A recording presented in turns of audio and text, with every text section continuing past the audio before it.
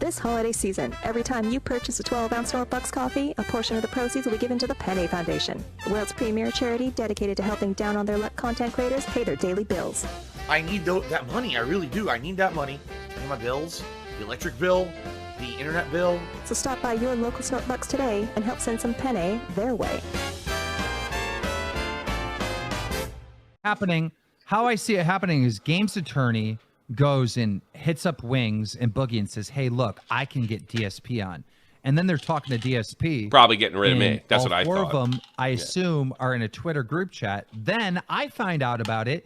They kick out DSP. They add me. Now it's me, Wings, Boogie, and Games Attorney. And I'm like, look, we're going to add Tommy C to the show. Tommy C comes in. And Games Attorney, who should no longer be involved at all, is just there. Yeah. Running around doing everything in secret. I don't know what to say. I didn't do anything. Well, there is a lot of risk when you put three morons in a podcast together. There's not a lot of responsibility going on there.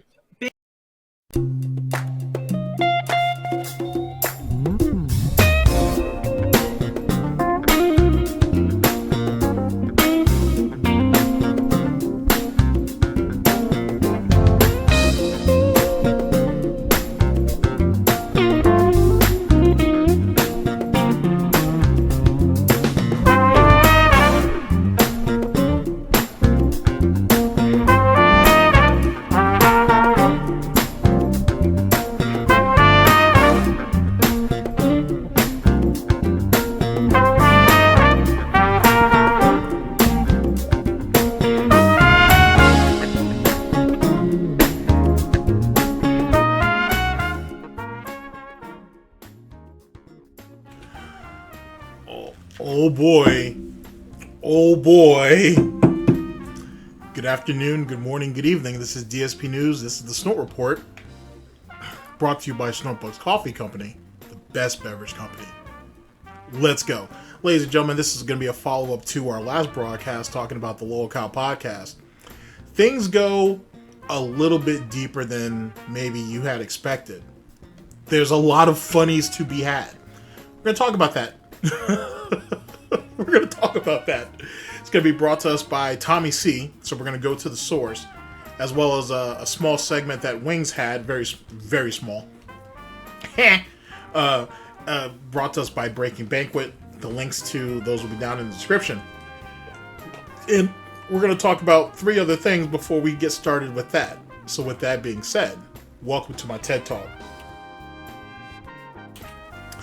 Where do we start? First thing, there's a guy named JFG. Well, his initials are JFG. If I pronounce his name, I'm gonna butcher that bitch.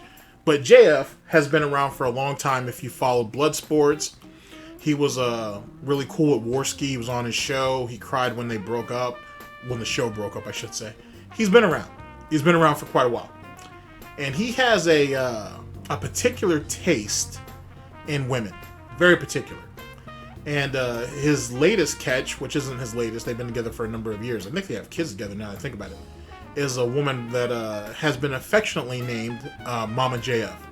She, it's a thing. If you know, you know. With that being said, she went missing. The way JF describes it is that he let this woman, he drove out to the woods, so to speak, and let her out, and she was going to go off and have adventures. Now, this is a grown woman with kids, as far as I'm concerned. I think she has 2 kids. I think they have 2 children together. And all of a sudden, she just wants to break away and head out in the woods, and that's that. Now, keep in mind, if you guys watch Matt at the Internet, he talked about this on Friday. But this has been talked about long before, a little bit before that. It looks bad. It looks really, really bad. JF sounds like I'm not accusing him of doing anything, except for being highly irresponsible with a special need woman who you have kids with. I'm definitely gonna get on him for that. I'm not gonna accuse him of doing anything else because I don't know, but his story don't sound good. You let her off into the wilderness so she could be free and have adventures, for whatever that means. You go home and you go on this massive cleaning spree, cleaning the entire place from head to fucking toe. Then he mentioned something about fixing walls and God knows what else. I don't know what to make out of it, but it's going to be an amazing adventure if she don't turn up. And just because I said turn up, that shouldn't apply. That does not mean I'm applying, you know what I'm saying, or I'm implying anything. Okay? So don't at me. It was just a coincidence that I brought up a vegetable. That's all I'm doing. It's just a coincidence.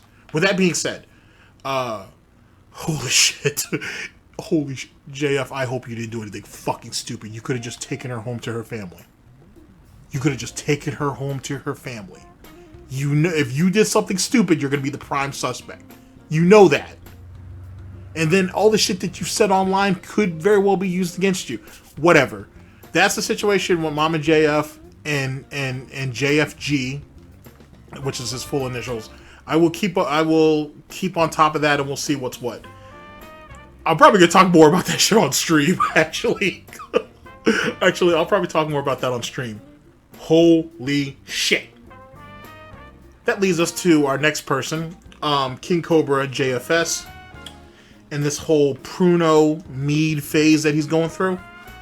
I'll probably talk about that on stream too whenever I do my next stream. But I will say this: Clint, come get your fucking kid. Come get your fucking son before he kills himself. That's all I'm saying. Come get him before he kills himself. Or anybody else. Okay, I'm all about the laugh and the giggles and all that bullshit, right? And I'm still here for that. It's getting there, ladies and gentlemen. It's getting to the point where, you know, something kind of needs Clint needs to kind of step in and be Josh's fucking father and actually do something.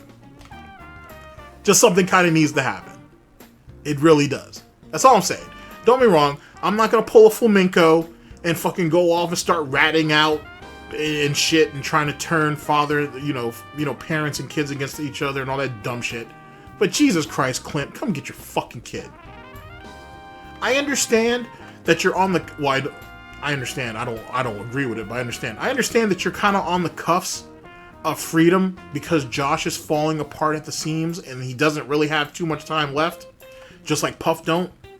And you think you're finally going to be free once he croaks or once he kicks or whatever the case may be. And I know that sounds dark, but clearly, if he's willing to let Josh get this far, you clearly just don't care. But Jesus Christ, get your kid. I don't know if you can put him in a home at this point, or you can put him under supervised care or whatever the case may be. But Jesus Christ, do something. Do something. Before it gets to the point where he's in the hospital and you have to pull basically gothic old Yeller and you have to pull the plug on him. Jesus Christ, Clint. So there's that.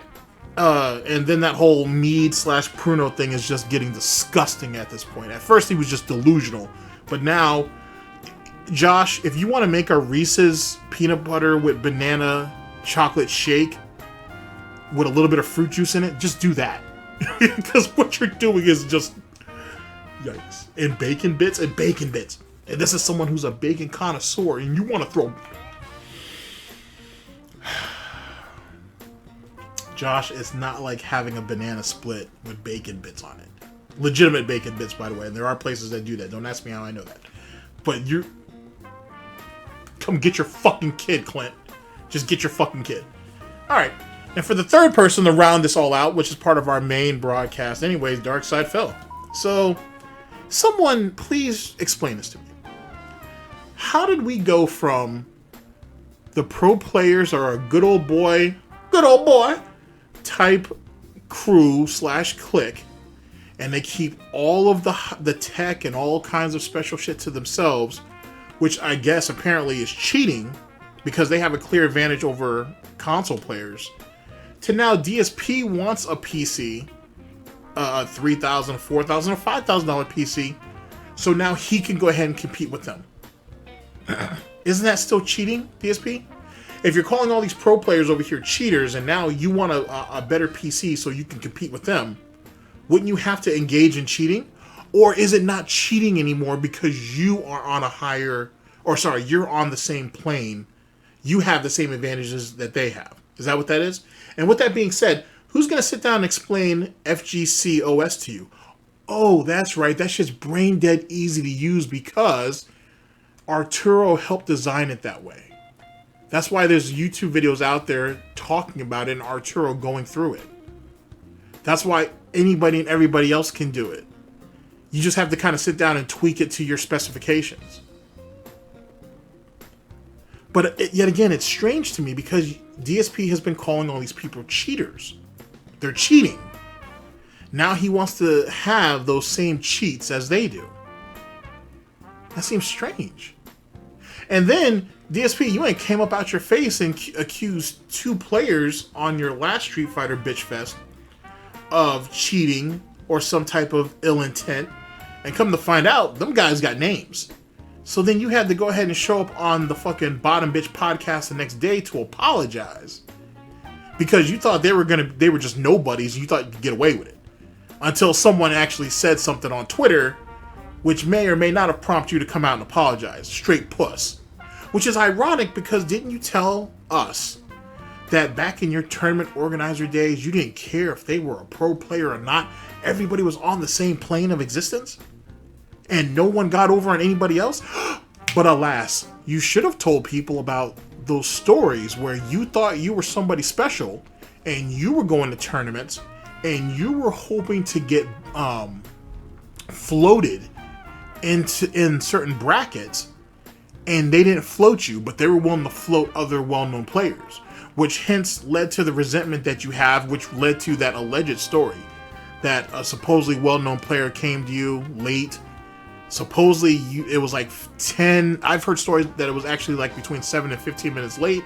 I've also heard stories that one of his boys who was at that tournament actually told you and other members of the staff that he was going to be late far in advance, and everybody else approved of it, but you didn't.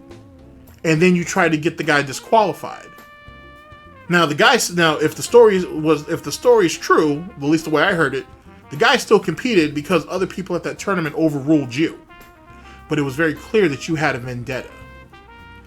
Semantics. If anybody ever finds that, they'll find it. But semantics. But it's funny how everybody, like I said, everybody existed on the same plane and whatever, but you wanted special compensation or considerations back in the day. You didn't get it. You became bitter. Now you're sitting here doing the same shit now on console.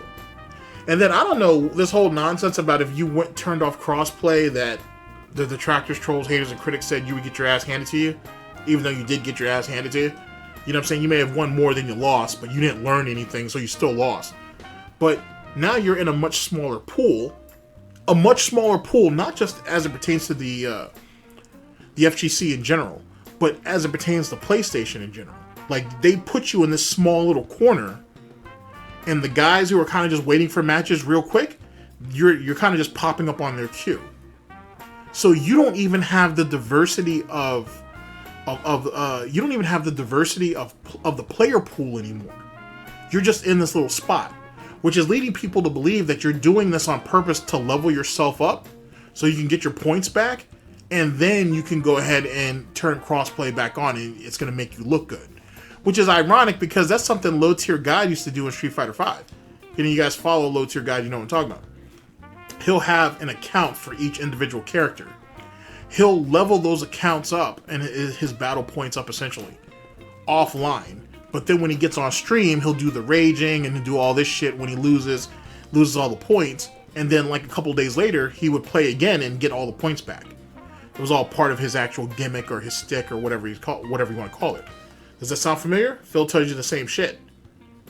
It's funny how DSP is kind of trying to do the exact same thing. He's just not making multiple accounts. Well, you actually did. He's just not making multiple accounts to try to accomplish it. I'm not saying that he's trying to copy Low Tier God. I'm just saying it sounds really, really suspect that you would go ahead and take from somebody else.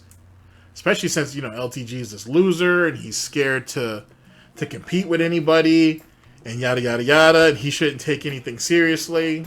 whether he wins or loses, semantics. Anyway, I thought I'd just put that out there. No, JF, no.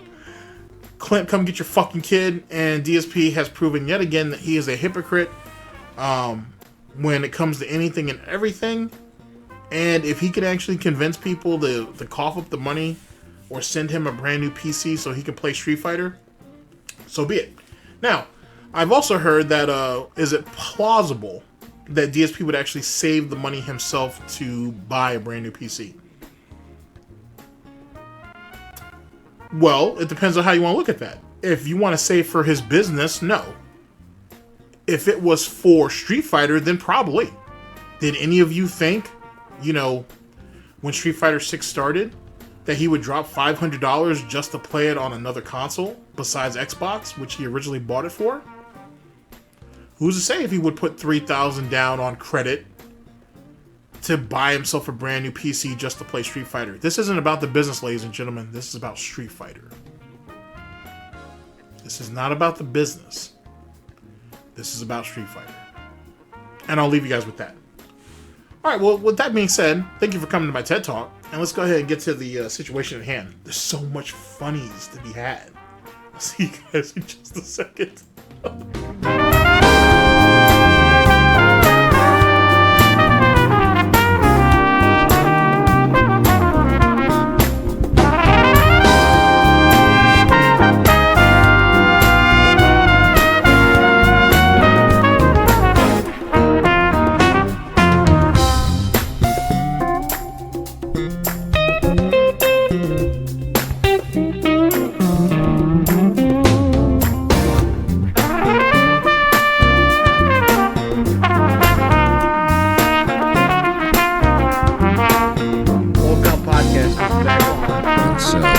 Thumb man who cheated his diet outside Good Springs? Oh boy. I didn't even get a chance to talk about Modern Warfare 3. Damn, maybe I'll talk about that at the end of the video. We'll see. Let's go ahead and get this whole LOLCOW thing started though. Ladies and gentlemen, we're here with Breaking Banquet. Let's see here. Is Cheese going to be the next new host on the podcast? This is from October 5th of 2023. The link will be down in the description. Probably not going to watch all of this. Probably just going to watch a portion of it. But, we'll see. we will see. Oh, boy. I heard that Zach Bees is running through Wings pretty heavy. Just like that Alfredo, Fettuccine Alfredo has been running through Chantel as of late in Thailand.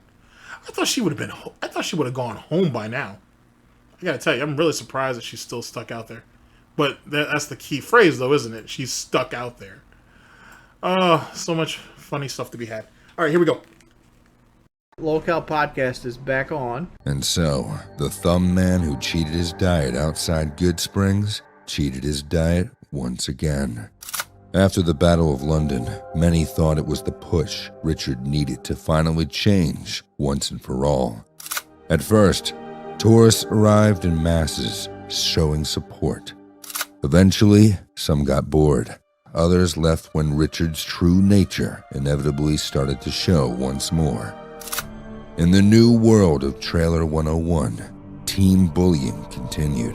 Pepsi was spilled, and many laughed and enjoyed, just as they had in the old world. Because Wings never changes. I got a message. Lummox and Breaking Banquet have some fucking godlike fucking intros. Oh shit, in Trailer 101, team bullying continues. That shit is hilarious. As for the Pepsi being spilled, I wish they kind of used Pepsi and Wendy's chili, or just chili was being spilled. Because, Wings has spilt chili all over his fucking keyboard because he's an idiot. But either way, I love that intro. That intro is so good. Alright, here we go. Cheese had 69 today, too. So I talked to Keemstar yesterday, and the LOLCOW podcast is back on. And Cheesehead wants to do some stuff with that. And that Zaxby's is coming back with a vengeance right now. I'm going to play Diablo 2 until the day I die. I could picture myself in my 60s playing this game. Like the fact that I actually, this is kind of short, so we'll just go ahead and play it all. A couple things, and this is going to be brought up in the Tommy C thing, so we'll come back around to it. It's funny that when it seemed like Keem was still part of the project, Wings was so accommodating, and he was so, you know, as Tommy talked about in the last broadcast, he was so, what's the word I'm looking for? Understanding and professional, right? And then all of a sudden, when shit looks like it went south, Wings went radio fucking silent, and Boogie kind of did too. Which should tell you a lot about Wings' personality, to be honest with you. When there looks like there's still an advantage, or there's still something in play, everything's all good and he's willing to be a good team player. The moment that he thinks shit's going to go bad, he's gone. The first sign of trouble, he's gone. Now, you're going to hear it right from Tommy C later. But it tells you something about people. And it tells you something about Wings. You know? Tommy was sitting there singing his praises and everything on the last broadcast. But then all of a sudden, when shit got fucked up, he was nowhere to be found. It makes you wonder, is it worth trying to save people like this?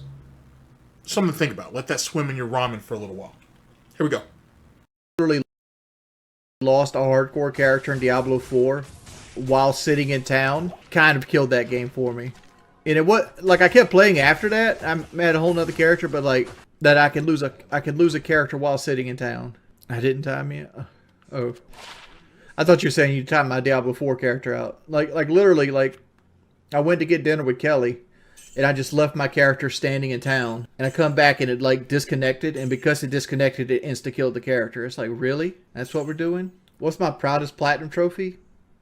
Either Dragon Age Origins or Final Fantasy X. Those are the ones I put the most time into. Like if I ever could get Diablo 2's, it would be, because Diablo 2 has probably the hardest platinum in the game in gaming, bar none. That Zaxby's is coming out the other end. I will say, hear that toilet seat slap like that. That doesn't sound like porcelain. That sounds like plastic. But that's just me. That's just what it kind of sounds like. I will give Wings this. He does seem to very much care about single-player games and actually being really good at them, right? Even though he self-admits that he's really bad at them. Certainly more than DSP. And DSP talks about that shit far more, about, it's meaningful and I care, and that bullshit crying segment he had during a Chrono Trigger and all that bullshit, but Wings sounds a bit more legit than he does. But it doesn't matter. They're both pieces of shit, so who cares?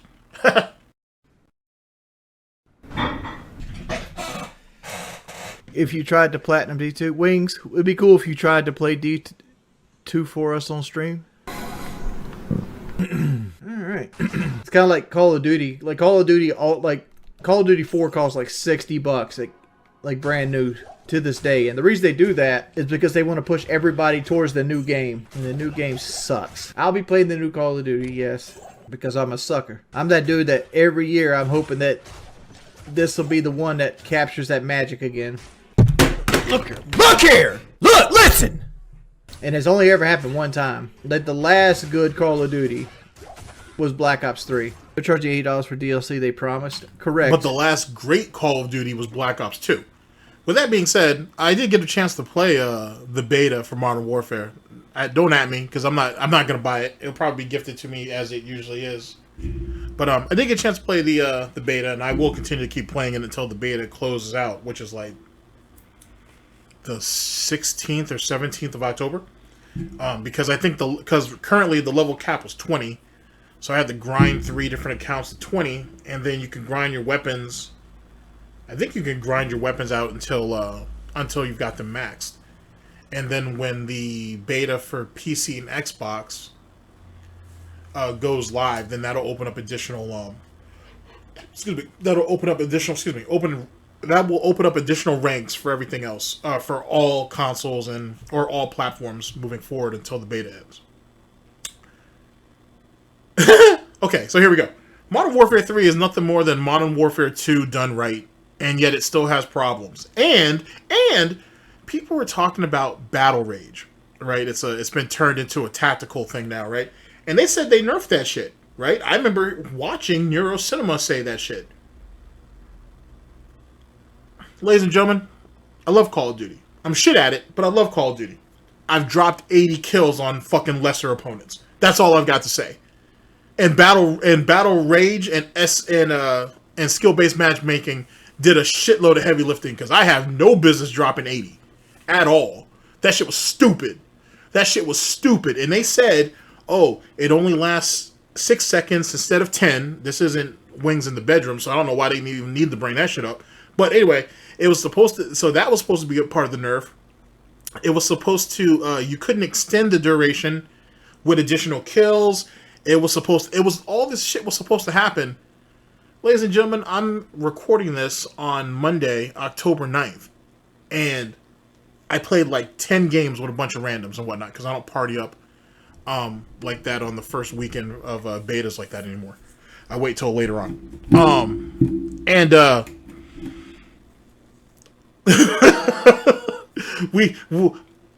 I am not proud to say that I had committed war crimes with those guys. Absolute fucking war crimes. Like, it was brutal. Like, we're playing hardpoint and nobody's taking the point, and we're literally just spawn trapping people and just obliterating them, and we're doing it in shifts. We're literally doing it in shifts. Didn't have to move. I have fond memories of watching my older siblings play Rust and just obliterate people. What I've done was take that pleasant moment, right, as being the youngest sibling, at least on the boy side of it, watching my older brothers do that shit and talk they shit, to now just going out here committing war crimes and felt nothing. I felt nothing. I just destroyed people. They weren't even people. They were just carcasses that were holding my bullets. It was... I have to honestly say, I felt a level of shame. Woo! This shit was crazy. Oh boy, I do feel a bit of shame though. I gotta be honest with you. I do feel a bit of shame, and the fact that in all 10 of those matches, none of those guys on the opposite team rage quit out. I respect that. You want to know why I respect that, ladies and gentlemen? Because that's how Call of Duty used to be before skill-based matchmaking. You jumped in there and you took your licks. You took what was coming, good, bad, or otherwise. There was no balancing the teams out so they could sell you on bullshit. You bought this game, you jump in and you take everything that comes with it. It was trial by fire. Steel sharpens steel. This shit is a crucible. The strong eat the weak and become stronger. The weak either become stronger or become food. Not all this little bullshit that we get now. Anyway. Oh boy. I've committed war crimes. That's all I'm going to say. Within Call of Duty, I've committed war crimes, which theoretically we all have if you've ever played that game. But I've committed war crimes. I am not proud. So hopefully, and it's very possible the reason why that happened is because there is a glitch that not everybody is getting the update to patch that out. I don't know if that's the case or not, but I'll tell you this. I still have. If I don't have the update when I go back on later on, I will be committing more war crimes. So that's all I have to say about that. Anyway, as it pertains to Modern Warfare 3, it's just Modern Warfare 2 the way it should have been. It's still a $70 DLC. I'll argue with anybody on that. It's still not that great. You still really can't identify your teammates well. Everything looks washed out. From a color standpoint. On the playback, it looks good. But a lot of that shit looks washed out. Weapons are okay, I guess. And they're going to give us a bunch of Modern Warfare 2 maps and Modern Warfare 3. Someone make that make sense. It's whatever. Like I said, if it's gifted, I'll play it. Which, I know I'm going to get gifted it. So I'm going to be forced to play it. The betas, whatever. Besides the war crimes, I had an okay time. I had an okay time. I had an okay time, and that's that. I don't think there's going to be enough weapons, and the reason why that is it's going to be behind fucking paywalls and shit. Same thing with the whole perk system, which I didn't even change my perks. I don't care. All I did was mess with my gun and my guns, I should say, or my weapons, let's say that, and my equipment. That's it. I didn't even care about that. This whole thing with the gloves and the boots and all that shit, it's just so they can give you cosmetic DLC later on, pay-to-win shit. And if anybody thinks otherwise, you're kind of just being delusional, because that's clearly why they did it that way. If not, why didn't they just give us regular perks like they used to? Womp womp. I might try to play over the weekend, see if Wings is going to be... Wings should have actually already been on it, but he might be on it next weekend. So we'll see if we can catch up the Wings or we can catch up the DSP. If we do, I might record some of it maybe. If not, whatever. But if I can get away with not... well, actually, I don't need the fucking Battle Rage, the best either one of those guys, but it would make it fun. It would make it fun. Anyway, that's my thoughts on Modern Warfare 3. If you guys like the beta, then I hope you guys enjoy it. To be honest with you, it's very easy to get codes and shit for it, but it should be live for everybody on PSN now. And by the time this comes out, it should be the weekend that it comes out for PC and Xbox. So I wish all of you luck and whatnot, and it is what it is. All right, here we go. Modern Warfare 3 is essentially $80 DLC because they promised the Modern Warfare 2 maps in Modern Warfare 2. Worst thing about Advanced Warfare is it started out all the microtransactions. Well, at least and the doors on the doors that have been added to the maps, to the Modern Warfare 2 maps, I don't like it. I get why they do it that way, but I don't like it. But I do miss how the maps are structured, though. It does give you that nostalgia. It might wear out fast, but if you've never played on it, you might like it. At least for a little while. 3 gave you possibly the best gun as the base gun, like the XM8. The perfectionist in me has to go back and get the jail waypoint. The perfectionist in me. How much would you got? I don't know. Let me check. I think Battlefield 3 was the best FPS. Battlefield 4 is good too. I think you're both wrong. Like, you tag me on Twitter. I'm sure it's me like engorging myself or some shit like that. Alright. Tell Wings to show it on stream. What am I showing? I don't understand this at all. Oh. Supposed to be a tomato.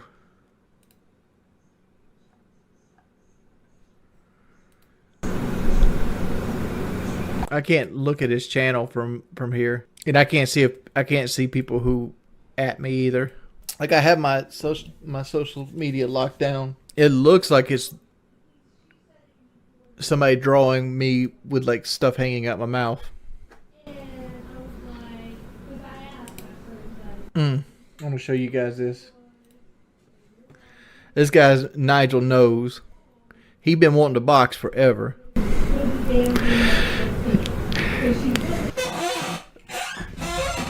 I'm already better than Conor McGregor. That's who I wanted as my has second. He been wanting to box, or has he been wanting to box you? Because if he's been wanting to box you, that means you've been ducking, which is not something that's uncommon to you, just like having food hanging out of your mouth. I'm just asking. Fight. I wanted to fight Charlie Z. Keemstar was like, call out DSP. And I'm like, DSP's never going to do it. Charlie Z might do it. Charlie Z says he fight heavyweights. Kid behind the camera said he didn't want to fight. Kid behind the camera didn't want to fight. Tipster didn't want to fight. Billy the Fridge wanted to fight. Nigel Knows wanted to fight. And there's another guy. God, I forgot his name off the top of my head. The problem is you got to Billy the Fridge would have beat the brakes off your ass. As for DSP or Tipster not wanting to fight, I wouldn't be surprised, to be honest with you. Especially not Tipster. He don't want no hands. He talked that tough shit, but he don't want no hands. And he doesn't have any hands, so I don't even know why that would. Why would that even come up? Why would you think you could get Tipster to do fucking anything except for simp for e-thoughts? Yikes. The right person for the right money. Like me versus like EDP 445. If you could get somebody that would sanction that fight, that'd be a money fight. You know. See, I would just beat him up for free because he's a sleazeball. But you know. Hey. I mean, if you can get money for it, it's an added bonus. Yeah, I could totally beat the EDP's ass. Oh, you totally could. So like the only thing that would have to happen is they'd have to reinforce the ring, so like the poles didn't fall down when I knocked his ass out. Yeah, that's one thing. Like you or Boogie didn't end up in the ring, like on the. That's because the standing 8 count. I hated that. Like he never let me finish him because every time I was getting in good. Like the only people you listed that I'm. Goddamn, Kelly was savage about that shit. Oh boy, she said that shit wasn't a Zaxby's like 8-piece tender meal, son. Even she knew that you couldn't finish the job on that. Woo! Just like your wedding night. Actually, even slightly worried about with Billy the Fridge, that's because he used to be a pro wrestler, and like even though he's bigger than me, like he's like 550 pounds or some shit like that. He's coming down. But like those pro wrestler dudes are built different. Their body they could take a whole level of punishment. I don't know. It's not just that airsoft. he won't gas. That's the thing. Like if Billy the Fridge shouldn't, he especially now he's in better shape now, but he shouldn't gas. If that's the case, then Wing's gonna be in for a long ass night, and Billy could easily beat him. I put money on that Billy would be able to beat him. In EDP versus Wings fight, I would watch that just to hate watch. Just to hate watch that. Because clearly everybody wants Wings to win. Clearly. So, but who's to say that EDP wouldn't take a dive or something, so it doesn't even make it worth it. Fatty laundry drug money. Last time I seen Airsoft Fatty, he was living in like one of those tiny homes, which is better than living homeless, I guess. Am I an arsonist? No. I actually respect people's stuff. Want you a little bit more Zaxby's? Do you ever cook? No. Kelly cooks.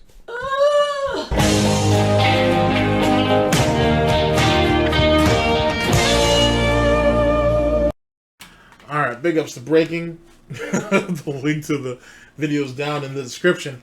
I'll make sure I have someone put timestamps down. So if you guys just want to hear that first part and then skip everything else, you can, and then you can just go to Breaking Banquet's channel and watch it. Funny stuff. Okay, so now for our main event, we're going to be over here with Tommy C, and we're going to talk about why the LOLCOW podcast failed. Womp womp. See you guys in a second.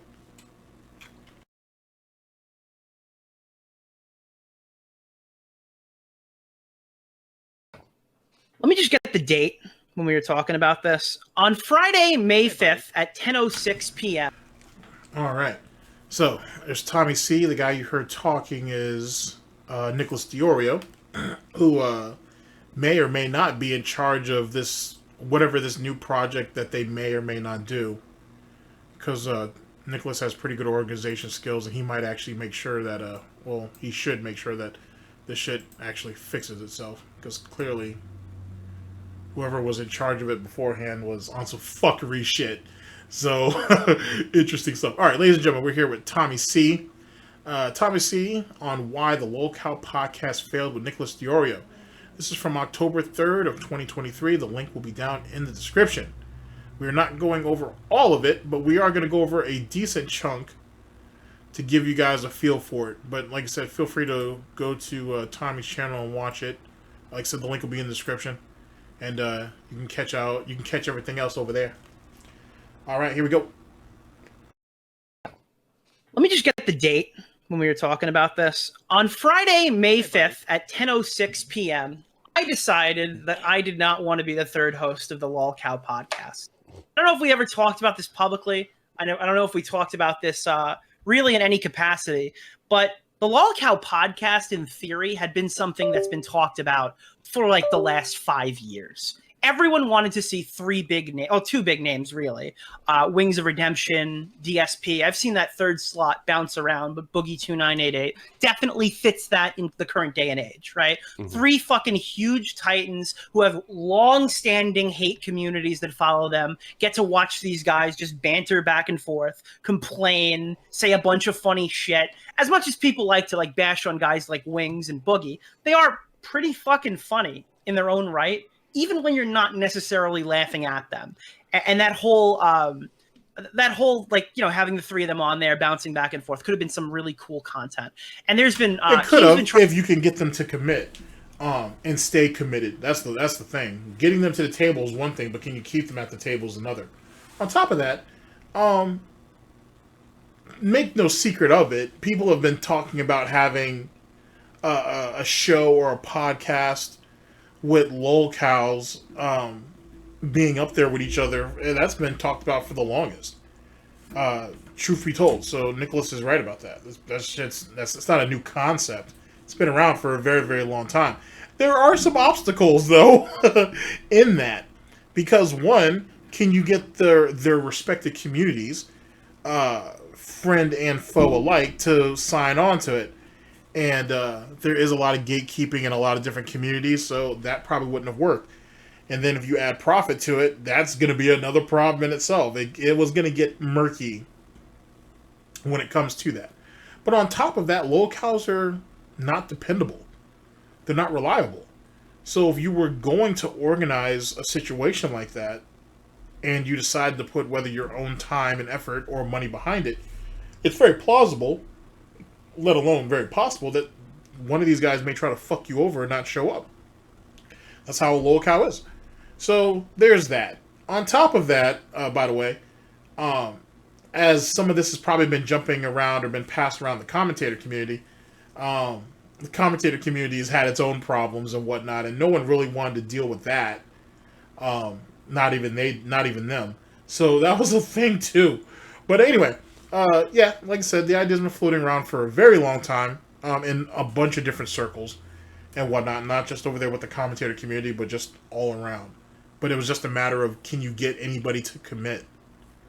And DSP was almost always off the board because every community, and when I say every community knows that DSP has his head up his ass and nothing's really going to bring him to the table outside of large amounts of money, and he's not really worth it. He's just not. You know what I mean? But anyway, let's continue, and you'll it gets funnier. But Nick being the new third host of it, I don't know if I say it makes sense. Nick's a pretty good people person, so despite some of the conflicts he's had over the years, so he could probably make it work. But yet again, a LOLCOW's a LOLCOW. So no matter how much leniency, I guess, or leverage that he'd be willing to give to one of these guys, if you give them an inch, they'll take a mile, and Nick knows that. Anyway, let's continue. I push this for a long time. There's been a push from the community for a long time to get these guys together. Anytime that you ever hear any of these guys in the same room, it's always like a legendary podcast. And even getting people like Wings to be a bit self-aware and talk to his own trolls pulls in like a massive audience too. So this thing was fucking primed to explode. Probably more so than the baited experiment back before podcasts got super big. I think that this podcast had a chance to be bigger. And obviously, you know, all that stuff happened with I don't know about all that. Baited was pretty big, to be honest with you. And if it had gone on, I should say, who knows how much bigger it could have gotten. Now, I respect how optimistic that they both are about this. I don't know if it ever been as big as Baited. But maybe it could have. Maybe I'm not. Maybe I'm selling the idea short, or I'm selling the idea,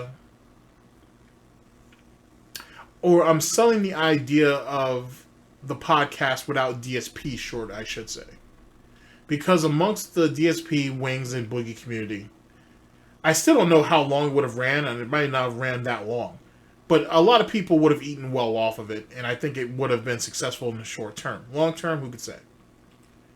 As in the situation with Tommy C, not sure. But when you hear their ideas, who they wanted to bring in, I don't know, it's hit or miss. It sounds like, really, it was just going to turn into another commentator community type situation where they're willing to graze with LOLCOWs. That's kind of what it sounded like. And it might have been funny, you know what I'm saying?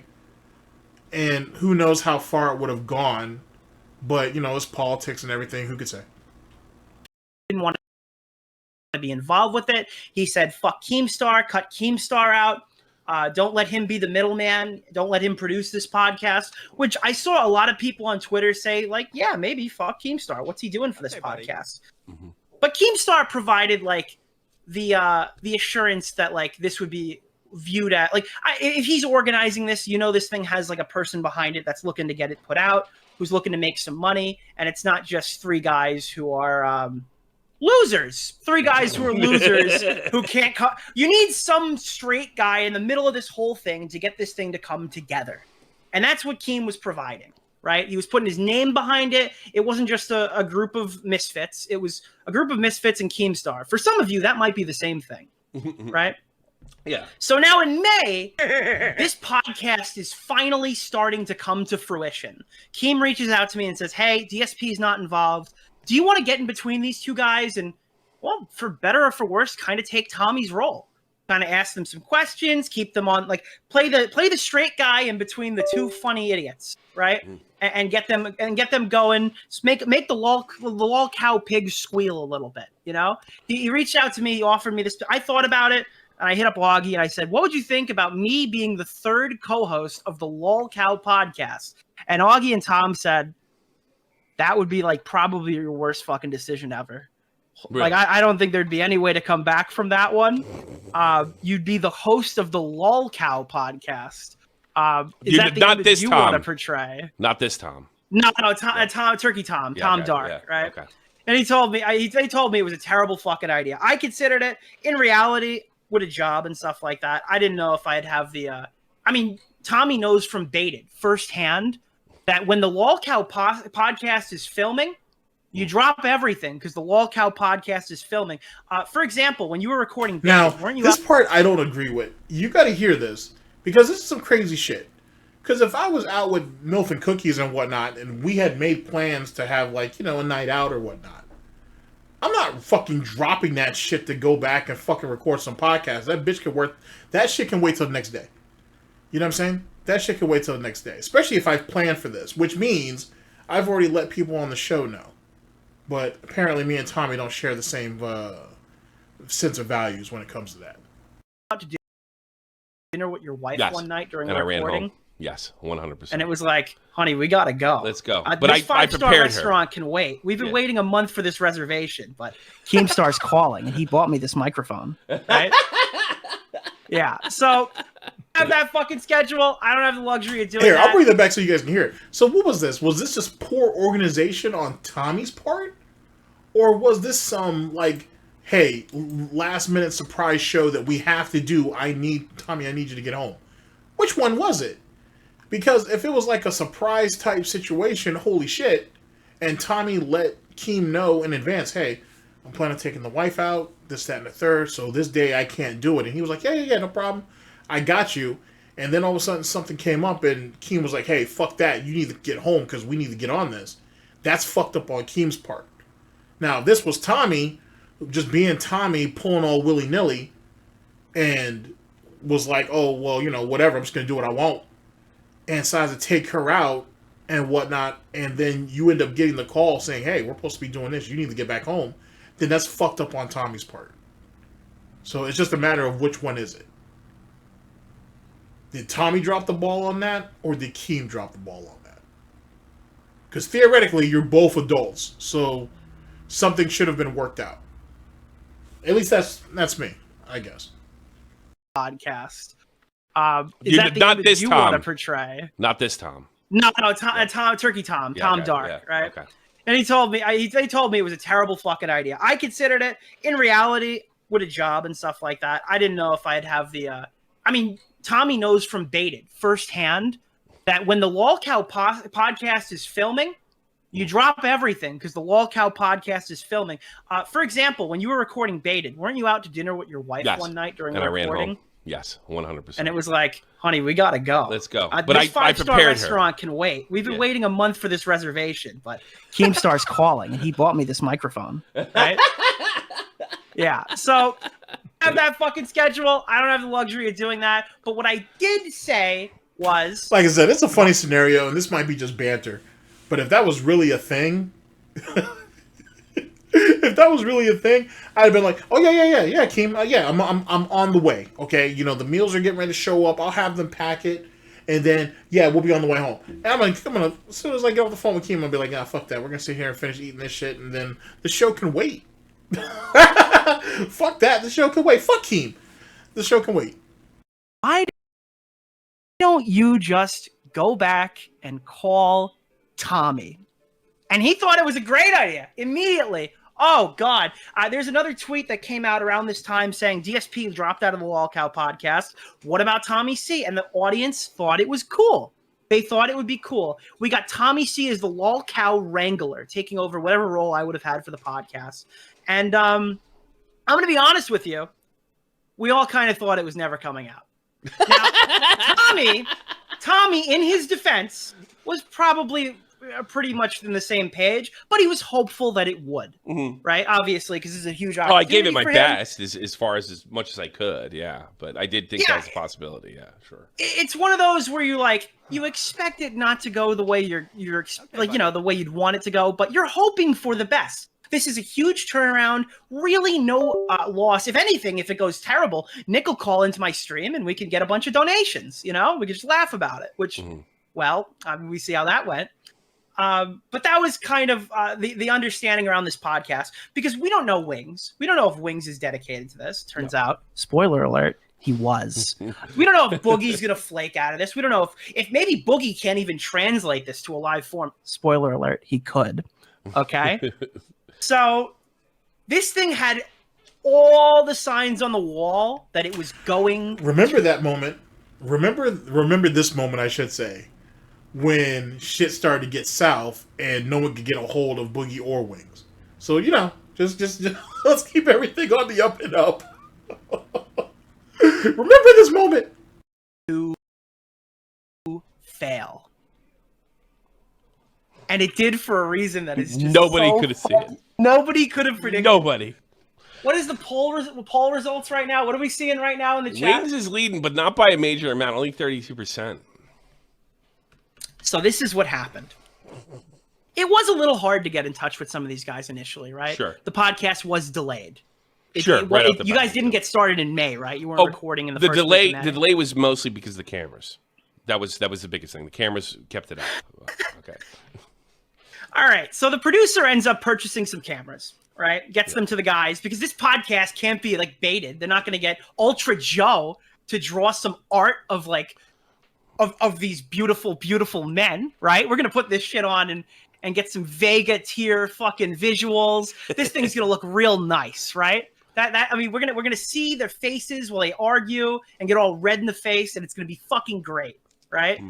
But there were issues. Keem, I guess, wasn't playing ball. The producer's writing him saying, "Hey man, I just bought these guys the cameras. Are you going to reimburse me? What's going on with that?" So people are thinking oh God, Keem stiffing the fucking producer guy? Yeah, well, that's weird. Why would Keem stiff the producer guy? But eventually Which would have been shitty if that's how that happened. But my thing is, if Keem, after DSP, decided to exile himself away from the situation, if Keem really had full intentions of doing this podcast, why wouldn't he have just jumped on Amazon, purchased, 3 mics, some more cameras. Well, actually, 3 mics, 3 more cameras, and whatever else, and then just shoot it out to them. Why didn't he do that on his own? Or why didn't he get one of his assistants to do it? You know what I mean? Because he does have assistants. Why didn't he just get one of them to do it? Why did some random dude just kind of come out of nowhere and take the reins and say, "Oh, I'll do this. Oh, I'll do that," and they just let him? And then come to find out, they really didn't even know who to... I'm jumping ahead. I'm sorry. Let's continue. I'm jumping ahead! Shoot a pilot episode, and it's all right. It was okay. Yeah, it was okay. I don't think they liked it very much. I didn't. Tommy didn't like it. I know Keem didn't like it. I don't know about what Wings and Boogie were thinking, but supposedly it was just missing something. It was a good first trial run, and that episode was talked about publicly. They spoke about how they recorded it, and the audience is looking around. Nothing. I don't really know what's going on. We thought this podcast was going to be out by now. Nothing going on. They film another episode. Prior to this, they're talking about booking guests. If you want to know something else that's going to rip your fucking heart out, the first guest for this podcast was going to be Turkey Tom. Yes. Imagine that. Yes. Tom Dark jumps on to talk to Wings, Boogie, and Tommy, and gets a front row seat with the LOLCOW podcast. Imagine how much content would have come from there. And now that opens the door for a ton of other people. You could have got June the King on there to confront Wings, right? Maybe the eventual DSP collab. Could you imagine if that happened? Sure. All right. Sure.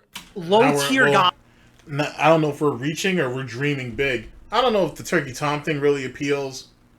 June confronting Wings would probably be a pretty interesting situation. They'd never get DSP up there. If they couldn't get him to actually be on the show, I doubt that they would actually have him be on the show. Well, maybe. Not that soon. If the show really did take off and they were really doing numbers, then maybe. But then it's just going to turn into some lame-ass sob story, and then DSP is going to want reassurances. They're not going to give that to him because they don't have to. Who could say? Calls in. Could you imagine like how many cool guests could have shown up on the LOLCOW podcast? Oh, so they finally Muda, film. Yeah. Muda, so they finally film the podcast. This one was it. Okay. You know that champagne popping moment when you know you've created fucking content? Tommy was telling me about it. Apparently, what was it? Boogie just started screaming about his divorce in the middle of it or something? No, it was his mom. No, it was even better. It's like we're making fun of Boogie. We made Wings made a lot of great jokes. Wings is really good when recording, and he made a lot of cracks about his new girlfriend. And right in the middle of and Boogie took it well, but right in the middle of it, he starts talking about being molested as a child. I mean, just right out of nowhere. Guys, this podcast is recorded, edited. It's done. It can come out. Okay, it exists. Yes. All right. You want to hear Wings, Boogie, and Tommy talk about Boogie getting fucking molested as a child? Okay, that shit is because that sounds like real appealing content. With that being said, supposedly they are working to get that to actually get that episode. You'll find out about that later on down the line as we get through this, and it should be up on Tommy C's channel. You can check it out if you want. But yeah, from what I'm hearing right now, that sounds real fucking appealing. It sounds real fucking appealing. Like I'm chomping at the goddamn bit over it. Come out. And they're sitting there, they're like, holy fuck, we've just made cinema. Who's the guy who hates the Marvel movie? Martin Scorsese would have looked at this podcast and went, wow, it's fucking cinema. Everybody's got the virtual high fives like the Arcade 1-Up people are asking for. Tommy's like, yes, Wings, yes. Dude, there was one point where Tommy told me, he goes, listen, man, I like you, Wings. And if you want to play video games, even offline, I'd be down to play with you, man. And apparently Wings looked at him and was like, hey, man, that's awesome. And like nobody's ever said that to him before. That's what it looked like. They gelled. It was perfect. It was perfect. Down to every minute detail. And they leave the call. Now, that's kind of sad for a couple of reasons. Because if you follow Wings, you know that there are people in his comment section all the time asking if they can jump on and play and this, that, and the third. And what does Wings usually tell them? Oh, you're not ranked up high enough. Oh, you don't have enough experience. Oh, what operator do you use? Oh, we don't need that on the team. Just putting it out there. Just putting it out there. I can understand why the Wings community may have not been open arms to this shit, being that Wings is a massive piece of fucking garbage, and yet he out here masquerading like, oh yeah, no one ever really wants to play games with me, man. You said the third. You know what I'm saying? He's put up all these different roadblocks or criterias, I should say, to prevent people from doing so. It's not that no one wants to. It's just Wings, yet again, doesn't want to commit to it.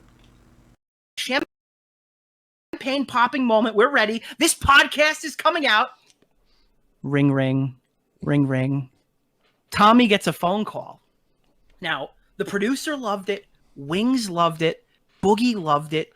He doesn't know what Keem thinks. Keem hasn't said anything, but Keem calls in and he goes, Tommy, who the fuck was that guy? What guy? Now, have you guys ever seen Guardians of the Galaxy 2? When the ego guy tells, what's his name, that he killed his mother? And then you just see Star-Lord, like they panorama the fucking background or whatever, and it just like it zooms out or whatever, and you hear the guy go, what? That's what I'm imagining happened here. Okay? So little bit of backstory. This producer I keep mentioning is the video game attorney. And to my knowledge... No. I got to correct you there.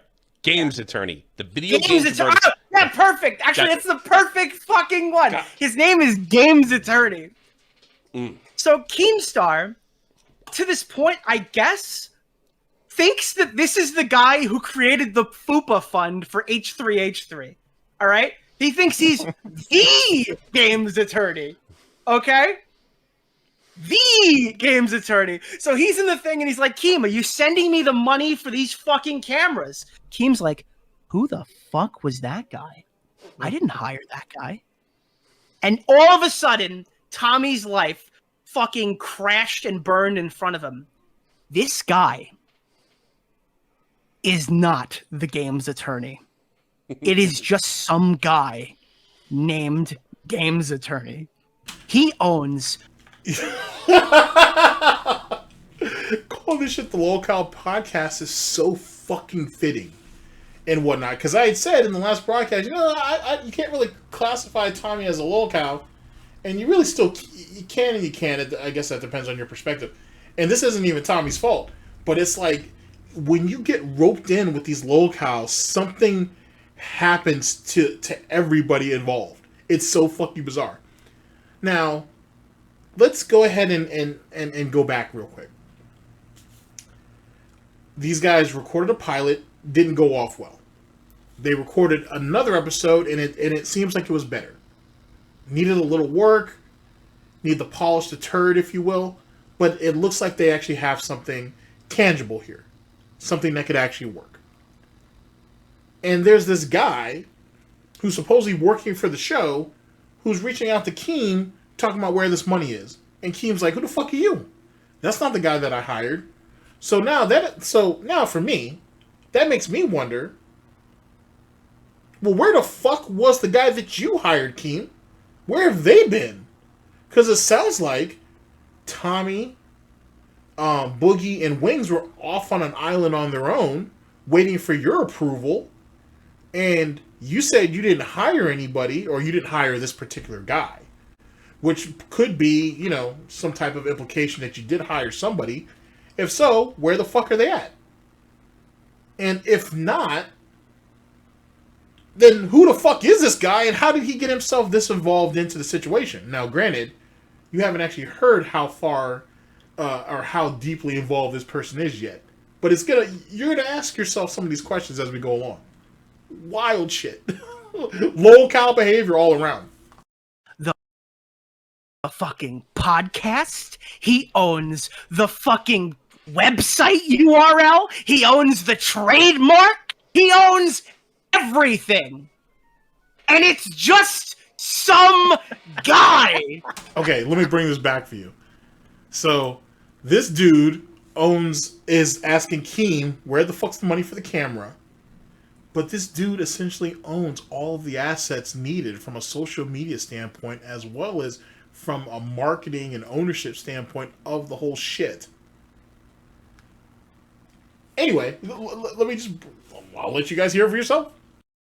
Who the fuck was that guy? I didn't hire that guy. And all of a sudden, Tommy's life fucking crashed and burned in front of him. This guy is not the Games Attorney. It is just some guy named Games Attorney. He owns the fucking podcast. He owns the fucking website URL. He owns the trademark. He owns everything. And it's just some guy. And Keem has no idea who the fuck this guy is. And he's been producing the show for 3 months. Pretty much. Now you're probably asking yourself. Believe it or not, this is Tommy's fault. Because Tommy had questions and concerns, but didn't bring any of them up, and he'll admit it, and didn't bring any of them up because he didn't want to get Keem mad. Because he thought this guy was here on Keem's behalf. So, because Tommy didn't speak up, Whoever this some guy is just came in and commandeered the whole shit. Now here's the other thing. Here's the other thing. Keem, this is directed towards Keemstar. You have this fantastic idea that you're willing to throw $50,000 onto, and you don't even have the infrastructure in place to make this shit happen. Like, I want you to think about that. Like, where was the Twitter at, the Instagram? Where was the URL for the actual site, the YouTube channel, or whatever other channels that were going to be needed, just in case they decide to live stream some of the shit or whatever? Keem didn't have any of this. This was just some idea, and that's fine.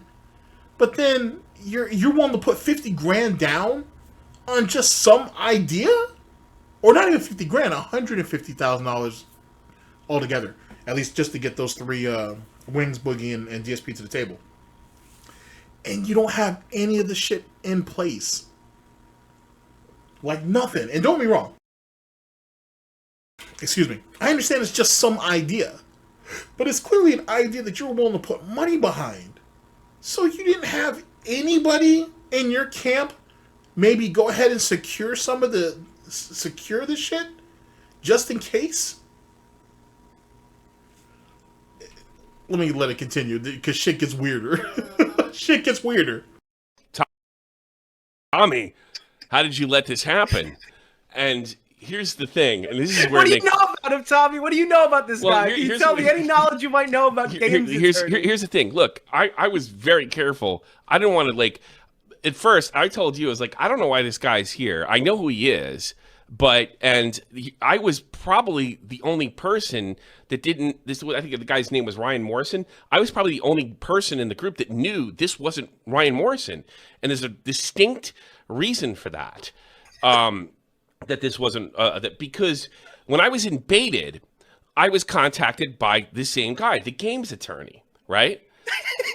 And I've followed him ever since. And I remember telling Clown and Keem, and I told Keem this in the call, and I said, "Well, yeah, games attorney called me the games." He's like, "Who?" They were like, "Who are you talking about?" Games attorney, the guy that's helping. This is back in 2016. The guy that's helping. The guy that's helping. Atri with the FUPA thing, right? Show me, Clown says. I show him. That's not him. This is him. And he showed me. I was like, oh, wow. So he's another. And this is not the first time, because I was green back then, that somebody tried to, like, get close to me via the Beta podcast. And he said, they both said, and this is 2016, keep that in mind, stay away from that guy. Now, I'm glad I didn't, because here's what I did after that. I was always friendly. I think he's a Detroit Red Wings fan, so he talked about that. And then usually around Christmas, I stopped doing it the last 2 or 3 years. But I used to write everybody that was on my list, Merry Christmas or Happy New Year. He was one of those guys. If he said hello in my DMs, I said hello back, right? But I knew he wasn't, I think the guy's name was the attorney Ryan Morrison, right? Now, in fairness to him, he never told me he was Ryan Morrison. But Twitter I think he was okay with me believing that back in 2016. And I just didn't see much of a reason after the podcast breakup to get rid of him. So what happens is Keem, the games attorney, Boogie and Wings put a DM group. I'm the last one in the group. So I see, and from what I understand, games attorney is sending out all the cameras to everybody. So I immediately assume that this is the guy that Keem is put in charge to manage it, because look, it makes perfect sense, because he's got all that stuff going on. I mean, he's got serious stuff going on. He probably has a manager. And then, like, right off the bat, like, they started sort of clashing in there, and I'm like, oh, good, I don't get to be the punching bag, let it be them. But at the same time, I bitched to you guys, I was like, I don't know why we need this guy, because it became abundantly clear right away that he wasn't really internet people like we are. He seemed to be somewhat... you want to show just how much? Yes, I want to show... I want you to take all of this in. This is Tommy got reached out to by some guy claiming to be somebody else. Keem and Clown, this is back during the beta days, say, show me. They're like, that's not him. You stay away from him. Tommy's like, yeah, I'm not, you don't tell him what to do. That's essentially what Tommy did. Tommy's like, you don't tell me what to do. And decided to do what he wanted anyway. Him and the guy stay friendly over the years or whatever. Then all of a sudden, this guy slides in to whatever Discord group or email chain or whatever this was for this LOLCOW podcast, and all of a sudden he's saying he'll buy cameras, and him and Keem are communicating. So Tommy's like, oh, well, I have some misgivings about this, but since you guys are actually corresponding with each other, you're conversating with each other, I can just go ahead and step back. Despite the fact that Tommy had some misgivings, and he should have said so. He should have told somebody. He should have told Keem. He should have just outright told him, hey, this guy, I don't necessarily know if everything's on the up and up, and so I just kind of want to give you a heads up. You know what I'm saying? Because this guy essentially was, I don't want to say he was preying upon Tommy early on, but he was doing something, or what he was attempting to do something back when Tommy, as he said, was still green early on. And he stuck with you over the years. You essentially got comfortable around him. So when you saw him and Keem going back and forth in this little group you guys have, you thought you kind of let all of those misgivings that you had or concerns, you just backed up from all of it, thinking, oh, well, you know, it is what it is. Tommy has a level of responsibility here, and he's not necessarily shying away from that, but he certainly had a level of responsibility from it. That was a huge level of laziness, if you will. If you feel a level of caution around people, especially after a period of time, you should kind of act upon that a bit.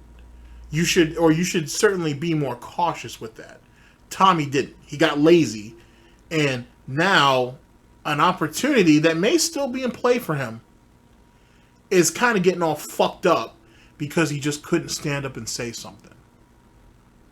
And no one should be in a position where they can't do that, because you never know how this shit's gonna bite you and or bite somebody else.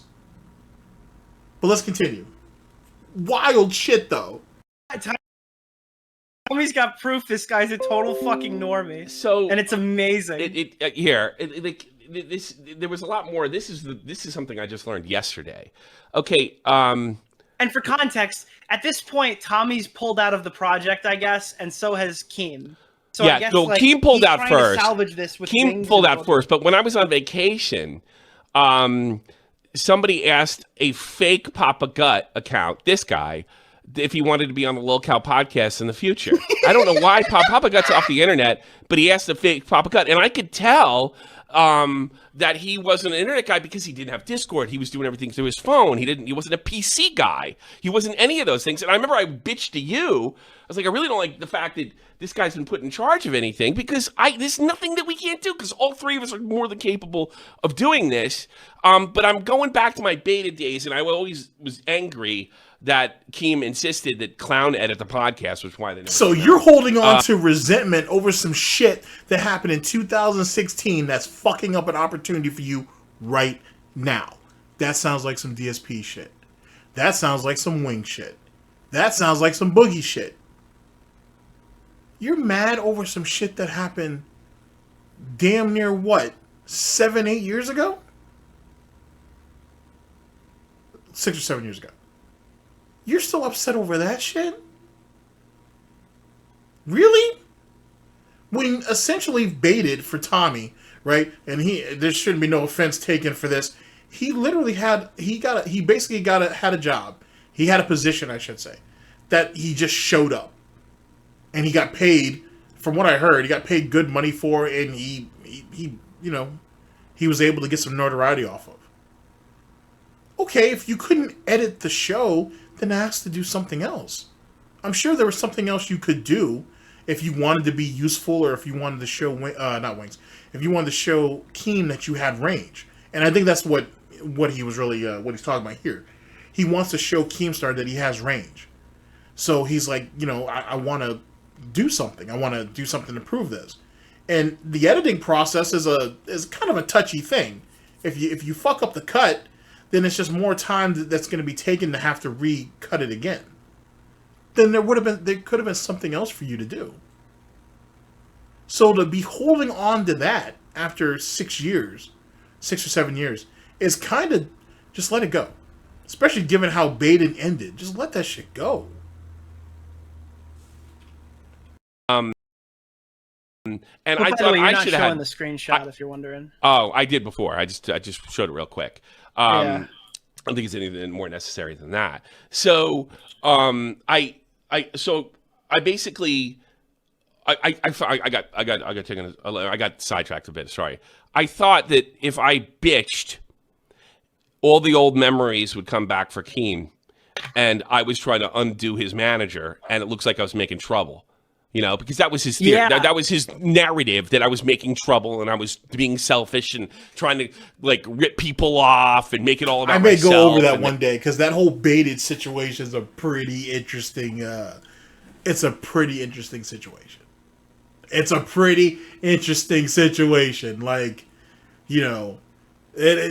can understand people feeling like they weren't getting the money they deserved or whatever the case may be, and yada yada yada yada.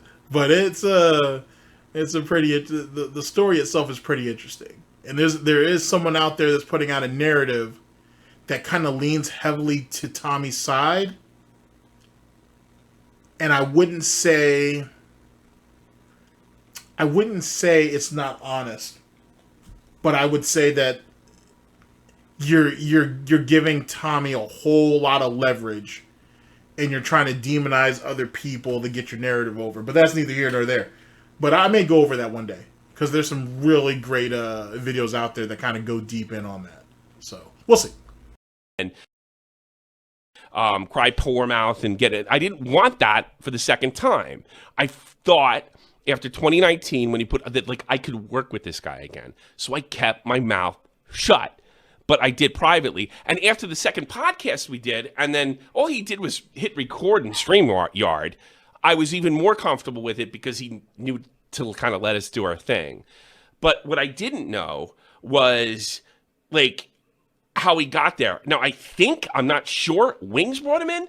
I have been told that this is the guy that initially talked to DSP. So he had DSP, Wings, and Boogie in a chat at one time. I'm not 100% sure of that. And then when Boogie... that's what I want to know more about. If that's true. Like you said, because Tommy says he's not really sure. I can't blame him for that. It is what it is. But if that's the case, now you've piqued my interest. Because now someone has to have screenshots of what happened in that in that group, if that group existed. And if so, I'd like to know what was being said. I really want to hear what's going on. Because if I had to guess, DSP was already on some fuckboy shit inside those conversations. He was probably already on his bullshit in those conversations. It makes you wonder. And when DSP dipped out, it became all three of us. But I think the mistake that Keem made is asking this guy to get us the cameras. Because here's another thing. He claims he's an attorney, but he was awful nervous about Keem not paying him back. And this is really funny. He basically said to all three of us, what should he do? Because he keeps DMing Keem, and I don't know why now he didn't answer him. He didn't know who the hell he was. Would he get the money back? Well, he got a negative response from somebody, he got a positive response from somebody, and he got a neutral response from somebody. Guess what 3 members? Put it in order. Good luck. Have fun with that one. Guess who? Figure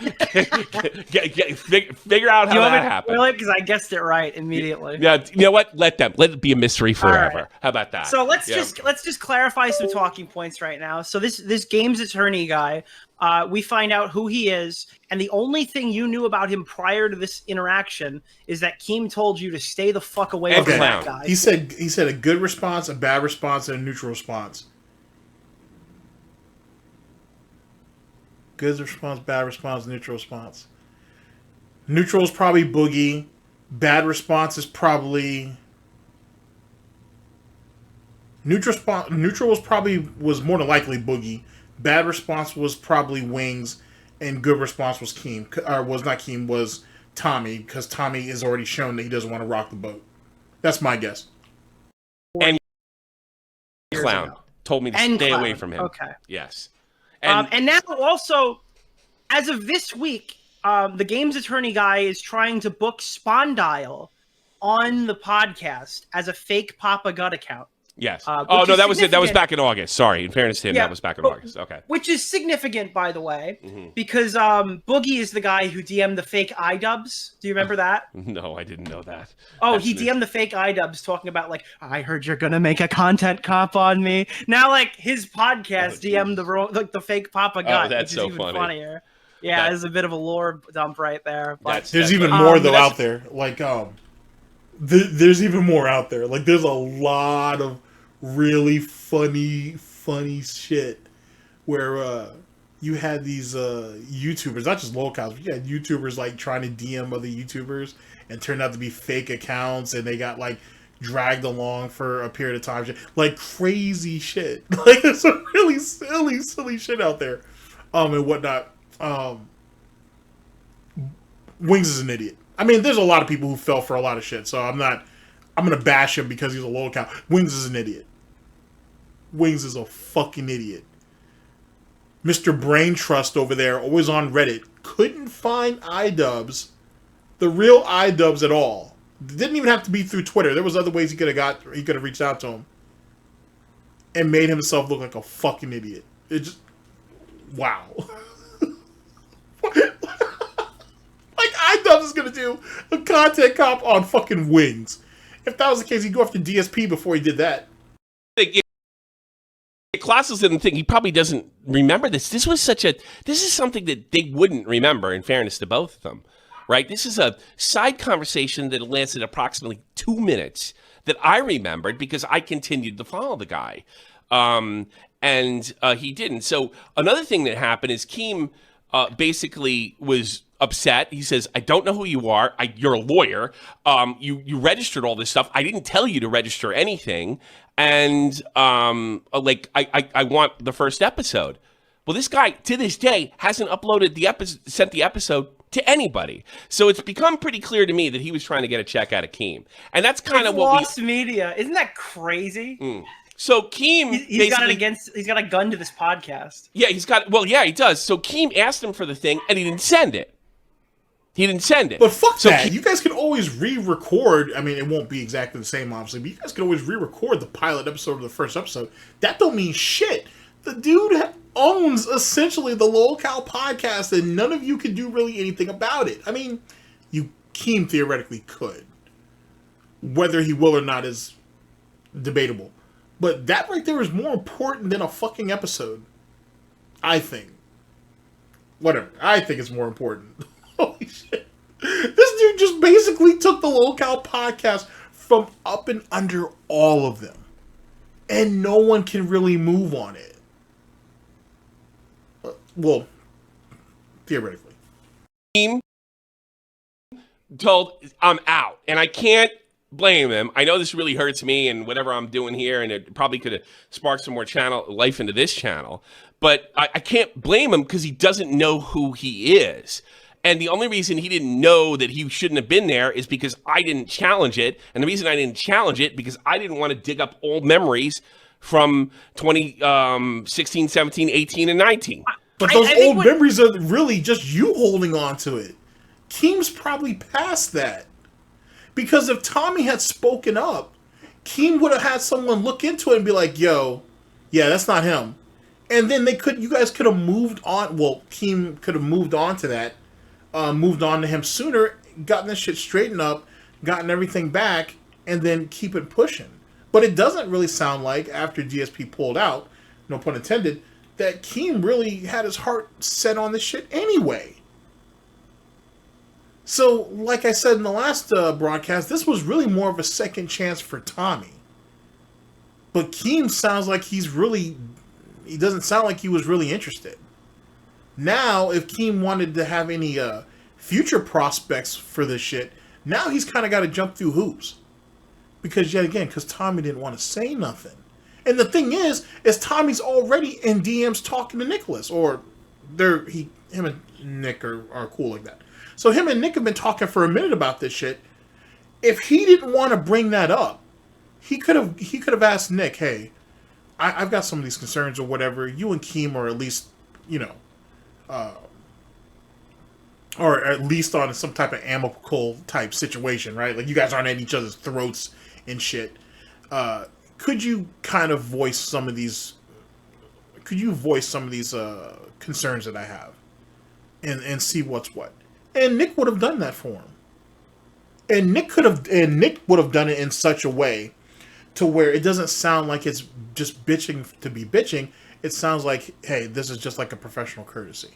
This is something that Nick can easily frame this in such a way that, hey, this is something that might affect you. Because Keem doesn't really see a need to move onto things that doesn't necessarily benefit him, even if it's not happening to him directly. But if it could somehow bother Keem or be an inconvenience to Keem, then he's more than likely to move on it. And Nick could have easily had framed it in such a way to catch Keem's attention. All Tommy had to do was either tell Keem or ask Nicholas, hey, can you help me out with this? And I think both of them would have, and I think in both scenarios, he would have gotten a response. Instead, he's worrying about the nonsense that he's holding on to for all these goddamn years, thinking that what bothers him is still bothering Keem. And it don't. Keem's past that. Because if it was something that still chapped his ass, he would have made things a whole lot more uncomfortable for you. But yet again, this goes back to what I said in the last broadcast. Keem makes it a habit of buying up his enemies. Former enemies, if you will, but you know what I mean. This is a thing for Keem. This is a fetish. It's not a fetish, it's not that deep. But it's a thing that he likes to do. And you're seeing it right here with Tommy. I'm surprised Tommy's still bothered with that shit. I thought he had let that shit go. This is supposed to be a new start. And you're just as invested in this. Well, you're not just as invested. But you're invested in this just like Keem is.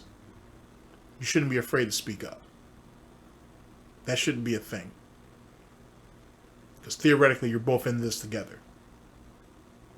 What Tommy's trying to say is, like, realistically, Tommy had issues with Keemstar that could have brought up some bad blood. So if Tommy comes in and he starts, like, trying to lay down the law, I mean, he's not Boogie, he's not Wings. This podcast could happen without They're the him. stars! And if Keem sees you as a liability before the show even starts, he's just going to fire you again. Yeah. 100%. They're the stars. And I get that, and that's pretty much what I said. So if he didn't want to do it himself, then you could have just gone to Nick, because Nick's already up to speed on the majority of this shit anyway, and Nick could have framed it in such a way to be like, "Hey, Tommy has some concerns. Here, let me lay it out to you." Anyway, it's just a thought. The show. When I made that abundantly clear to them, I'm gonna say nasty stuff. I'm going to put you guys on the spot. I'm gonna make you uncomfortable. But at the same time, they were okay with it. Yeah, they were. That's how cool this shit was gonna be, dude. They were pretty much cool okay with it. They wanted him to do that. Yeah, that's until Boogie eventually cuts and runs, which we talked about that in the last broadcast. Which is something that Tommy admitted that, hey, is there a chance that somebody could have dropped out of this show? Yeah, more like it was gonna be Boogie and Wings eventually. So their enthusiasm to, oh yeah, they were going to be okay with us shitting on them. Yeah, that wasn't going to last forever. Just be practical about this. To come on the podcast, that wasn't held against their will.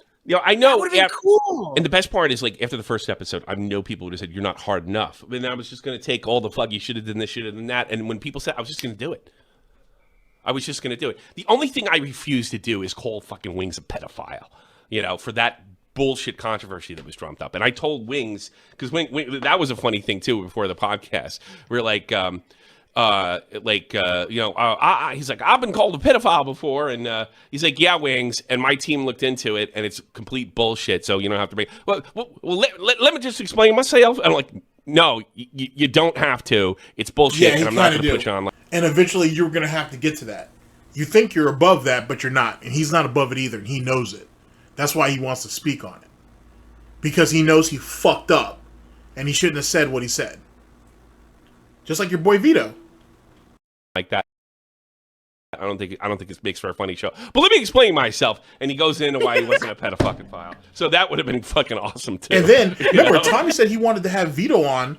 Vito ain't sat there and said all that dumb shit on Twitter. And then in recent times, he's been trying to talk. He's been trying to basically walk it back and say, "Oh, I get it that I messed up, and I should, people don't like edgy jokes or whatever." And the reason why is because not only has that shit affected him online, but that shit's affected Vito in his personal life too. And it's going to continue to do so, and he knows it. I don't know why he thought it was going to be all fun and games, thinking that you could joke around like shit like that, and people in the LA scene wasn't going to see that. But whatever, that's a whole nother story for another day. Man, oh god, there's no off limit. And not even in the LA scene, but just in the like the comedy scene in general. And I wouldn't be surprised if people have splattered that all over his comic book ambitions too. Like, don't get it twisted. Vito's in a pretty messed up spot. All of his own doing because he wanted to be edgy. Of the foresight to go, maybe we shouldn't discuss this. So it was really, you're getting anything out of these guys that you were that I wouldn't do. But just about everything else. Yeah, but even game. if you wouldn't do it, he'll explain to you why you should do it. Like, I mean, it's just so much free content. That's true. You know? And any controversy they got in their own communities would have definitely came up.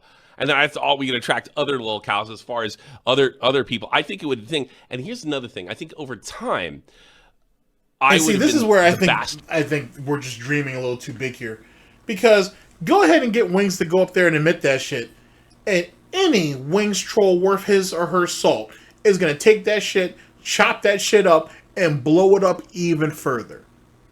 Because remember, the troll community surrounding these guys is far larger than this brand new this brand new LOLCOW podcast. You got to remember that. So literally, they're going to have control of who comes to the oasis or comes to the well long before these guys do.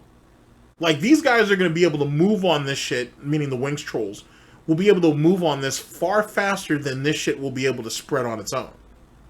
And it's just going to paint Wings into an even further corner. And eventually he's not going to want to do it no more, because he realized, oh, I fucked myself up and you guys can't really help me or protect me. And then, boom. Like, you know what I'm saying? This shit was bound to fall apart. And I understand from a commentator standpoint, like from the commentator community standpoint, oh, this is just free entertainment, it's going to be great, this, that, and the third. There's a reason why people don't associate the commentator community and the trolls communities as one and the same or whatever. There's a reason why they're classified as two separate things. There's a big reason for that. And it really comes down to the mindset. You got people from the commentator community trying to interact with trolls or LOLCOWs as if they're part of their commentator community. And it's not. You got two completely separate things, like church and state to some degree, right? And it's just a completely different scenario. It really is. And like I said, they're just looking at it as like, oh, this is just gold, it's just free content, whatever. Wings and Boogie are not as thick-skinned as they try to portray themselves as. You know what I'm saying? Dryer sheets will easily cut these guys open. You know what I'm saying? For sure. Stitches all day. Deep. How long do you guys really think they'd be able to take this quote-unquote, banter or abuse or whatever you want to call it? It wasn't going to last long. But, And I think it might have helped them with a redemption arc of some kind. If you're making people laugh as much as you're hated, if people are tuning in this that hate watch it, and eventually they just fall in love with it, both these guys have a huge redemption arc, right? Because I knew it wasn't about me. One thing I have to... This redemption arc thing is starting to sound like cope. Okay, here's the thing. It doesn't matter how far these guys get over with a new batch of people or whatever the case may be. they'll never win over their, their detractors, trolls, haters, and critics, which are the very people that they try to appeal to on a daily basis. Doesn't matter how many new people that come in. That crop or that group or that demographic of people who really know them and have seen them at their highs and at their rock bottom are always going to exist. And those are always going to be the people they're going to want to appeal to. And they never will. So it doesn't matter how much money comes in, how much new notoriety comes in, the redemption arc, if you want to call it that, it won't matter. That's why you have people who, as soon as they see a negative comment or whatever, they kind of jump into the comment section and try to, make something of it. They try to, get an understanding of it, I should say. Maybe not make something of it. Or people run to all these different websites to try to, confront every person that has something to say about them. Negativity will always be the driving force behind everything.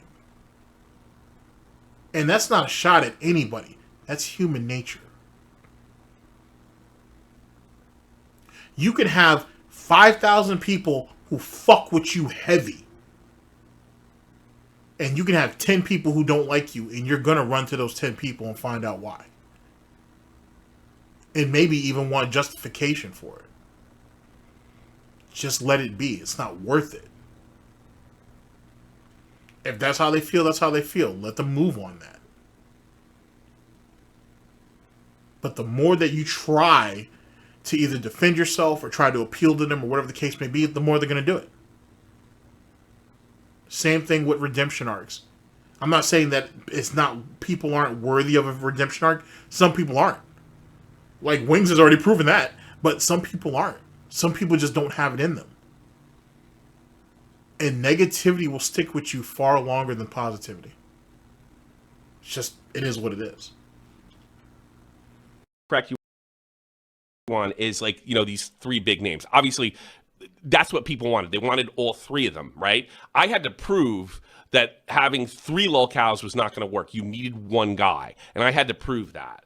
And I think I did. I think, look, I mean, maybe you did, maybe you didn't, but then again, you really didn't, because look at what happened now. The one time where you should have had the voice of reasoning, you didn't exercise it. I mean, what does that say? I'm not saying that this justifies what happened between you and Keem all those years ago, but damn it, Tommy. I'd expected you to have grown over the years. Something didn't feel right. You should have said something. You and Keem are trying to build this thing, right? So it shouldn't be nothing for nothing to get on a phone call with him and be like, hey, I have a concern with this. I'm not doing this to be extra or to try to, cause a problem, but I think there might be a problem here. Or I at least have a concern. Would you at least consider looking into it? That shouldn't be an issue. But yet again, Tommy's the one I think that's holding all this resentment or all of this, is holding on to all that shit from all those years ago. Baited is done and over and dead. It's like everybody else moved on. Why can't you? Let that shit go. Look at how Baited all those years ago has affected you now. Look at that. I don't know. I don't think it was worth it, man. Is somewhat self-aware, and so is Boogie. DSP is not. So that would have never worked because he just walked off the show as soon as I made an insulting joke.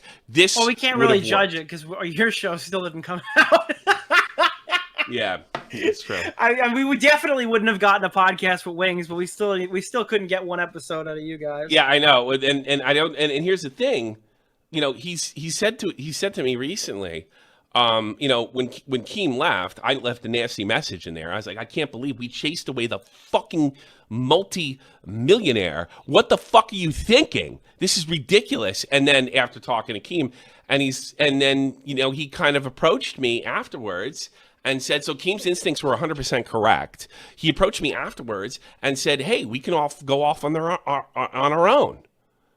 I'm like, that's why Keem got rid of you, motherfucker. That's why he's gone. Because he thought you were ripping him off, and Keemstar. it's abundantly clear that's what it seems to be. You're ripping everything off, and you're so stupid because you're not an internet person, you're not a podcaster, you're not a YouTuber. You don't realize one tweet ends this shit. One tweet ends it. I'm sure like the Kiwi Farms types would have really liked this podcast. I'm sure the deep diehard fans who like anti-fans. I would have hooked them really eventually. Liked this podcast, I would have got them eventually. But this podcast doesn't get views. Unless Yeah, there's see, a like I guy said, like we're definitely in full cope. I would have gotten them eventually. Now, truth be told, not everybody who watches what you do is gonna like it and whatnot. Whether they come back or not is up to debate. There's plenty of channels that I've watched that just in regular shit that I wasn't necessarily feeling, but I came back to it because maybe it'll grow on me, and whatever the case may be, most of the time they do.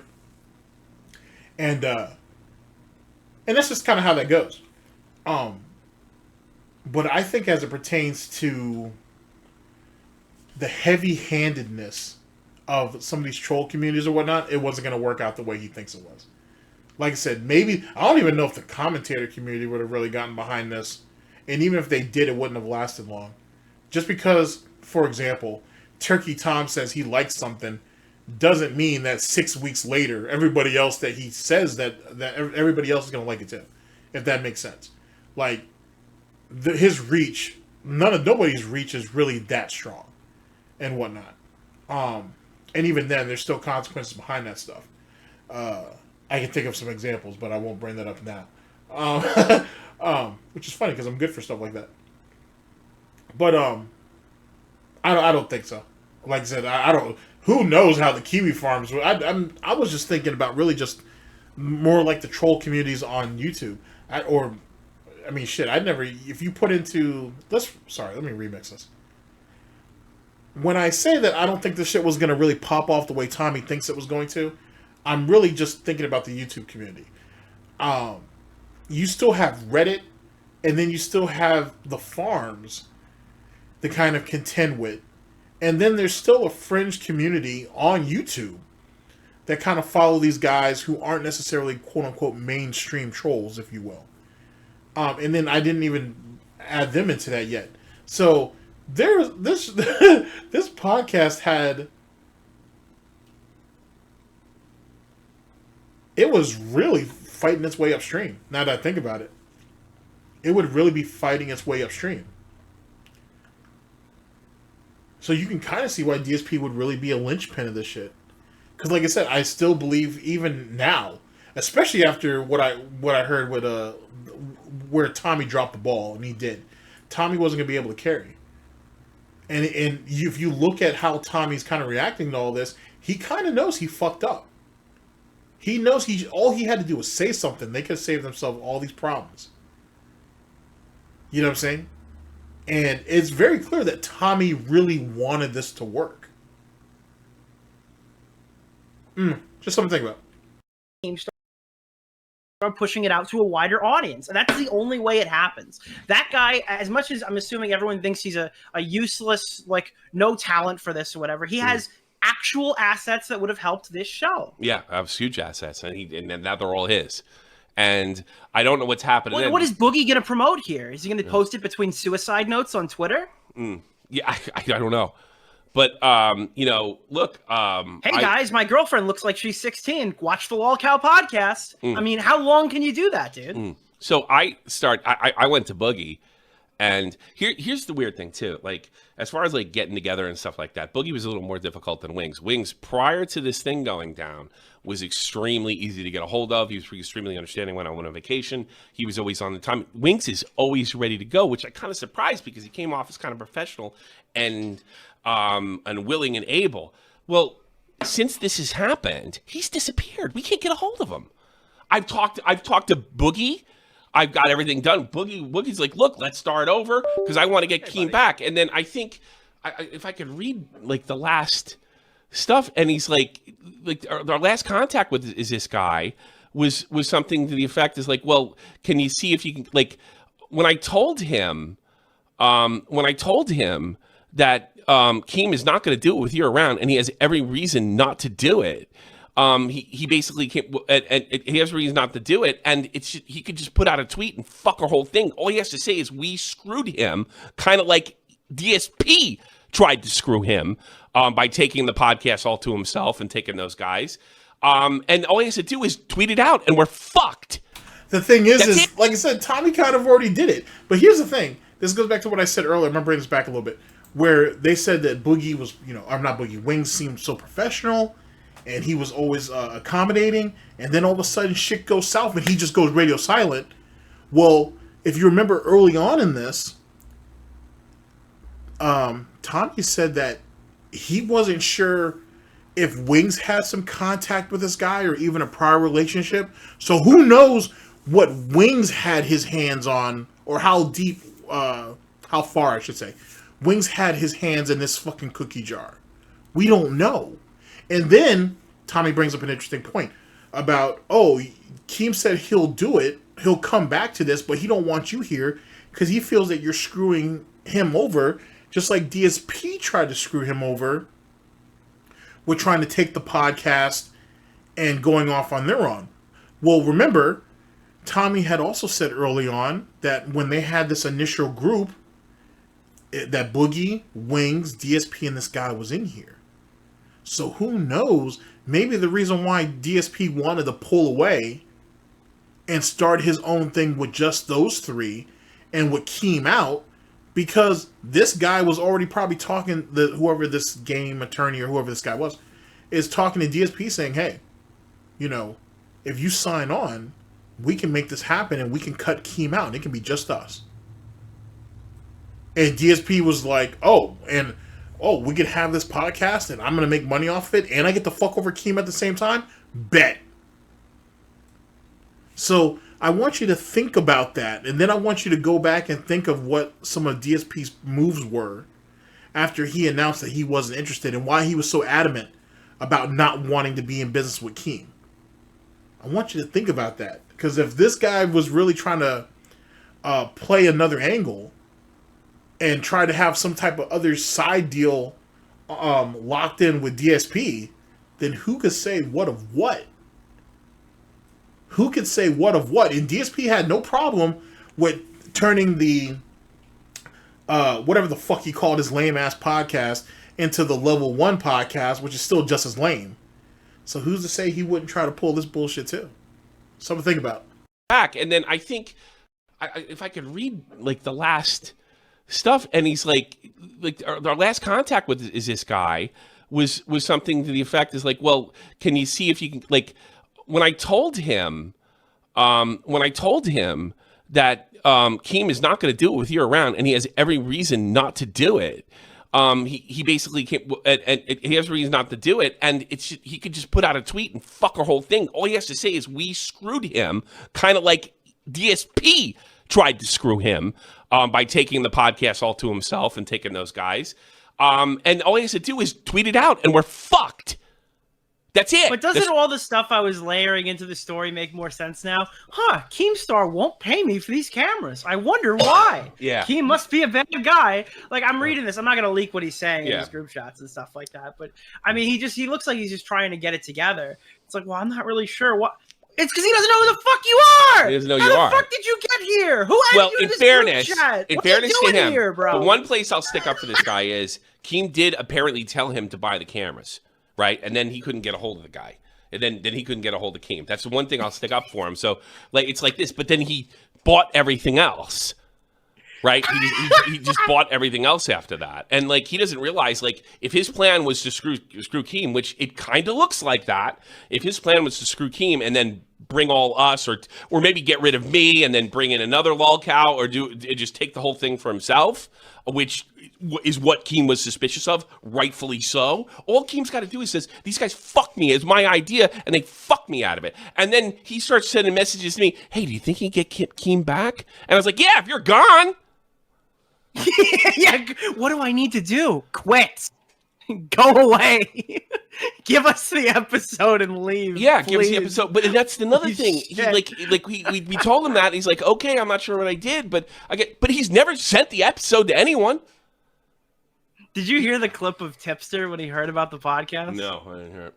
They're like, someone wrote, "Hey man, would you do on like the LOLCOW podcast? Would you ever go on there?" And because Tipster has to read every single chat message that asks him something that makes him uncomfortable, he's like, "No, I'm not really interested in it.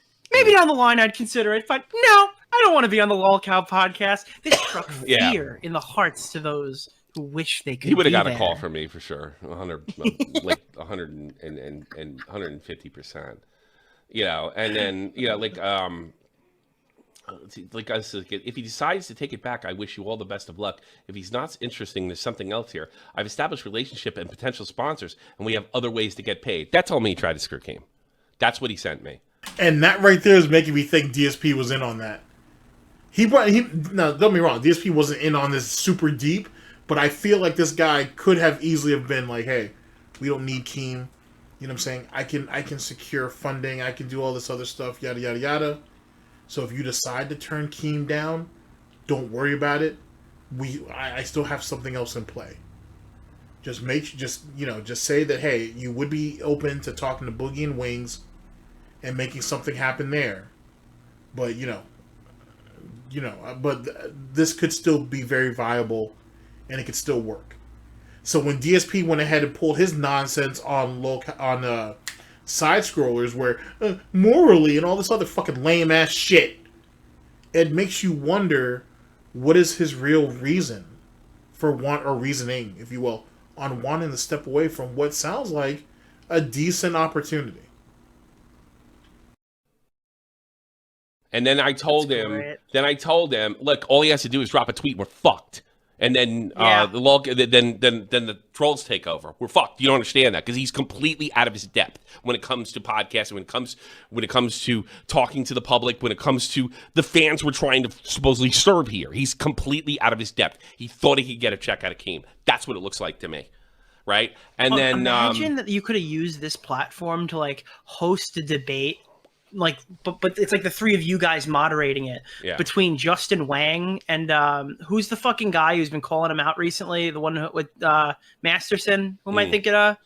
Dick Masterson. No, the guy Dick's fighting with. Eric July. No, not Eric July. The other guy. Yeah, it's a guy. The one that's for years. Maddox.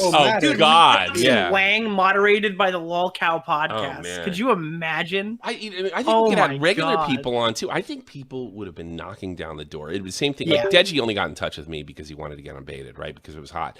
I think the same thing would have happened. People are going to tune in because these guys are getting clowned. I'm telling you, I don't think this show is going to be as hot as they make it sound. You know what I'm saying? Baited and the LOLCOW podcast are two separate things, and he's trying to take the positive results that came from Baited and trying to apply it to this shit. I don't think it would have worked that way, but maybe it would have. Who can say? But I feel like I don't think it would have worked that way. And keep in mind, how much time do you guys think you really have? Even with Keem trying to push this shit, how much time do you guys really think you guys really have until you're going to be able to bring big names on? Getting Maddox on, I think, would probably be easy. I don't know if Justin Wang would want to come on to that shit. And let alone does he really want to go ahead and debate this guy? I don't know. It's like a combination of like Baited with like internet blood sports with, I don't know, like Obi and Anthony or so, just laughing at just unique people or whatever. It's just, I don't know, with like a pinch of Howard Stern in that shit. It just sounds like it's too much. Like, you know what I'm saying? Like, it just sounds like Tommy wants so much to come out of it, and I don't know if the platform, I don't know if the format, I don't know if the people on the show are necessarily built for all of that. You kind of have to grow into your content, right? You just don't come out the gate swinging like that. I mean, you could, but then if he could, he would just do that on his own show and he wouldn't need Keem anyway. So he'll always have that to contend with, because you'll always have some asshole that, like myself, who would say that, well, hey, if you have all these big dreams and aspirations or whatever, why can't you do that on your show now? Because Nick has a lot of connections. And theoretically, Tommy has some resources, at the very least from his time with Baited. Why couldn't you make this happen? Why couldn't you make this happen on your own, I said on your own platform? And then ask Keem if he would just shout the show out or some shit.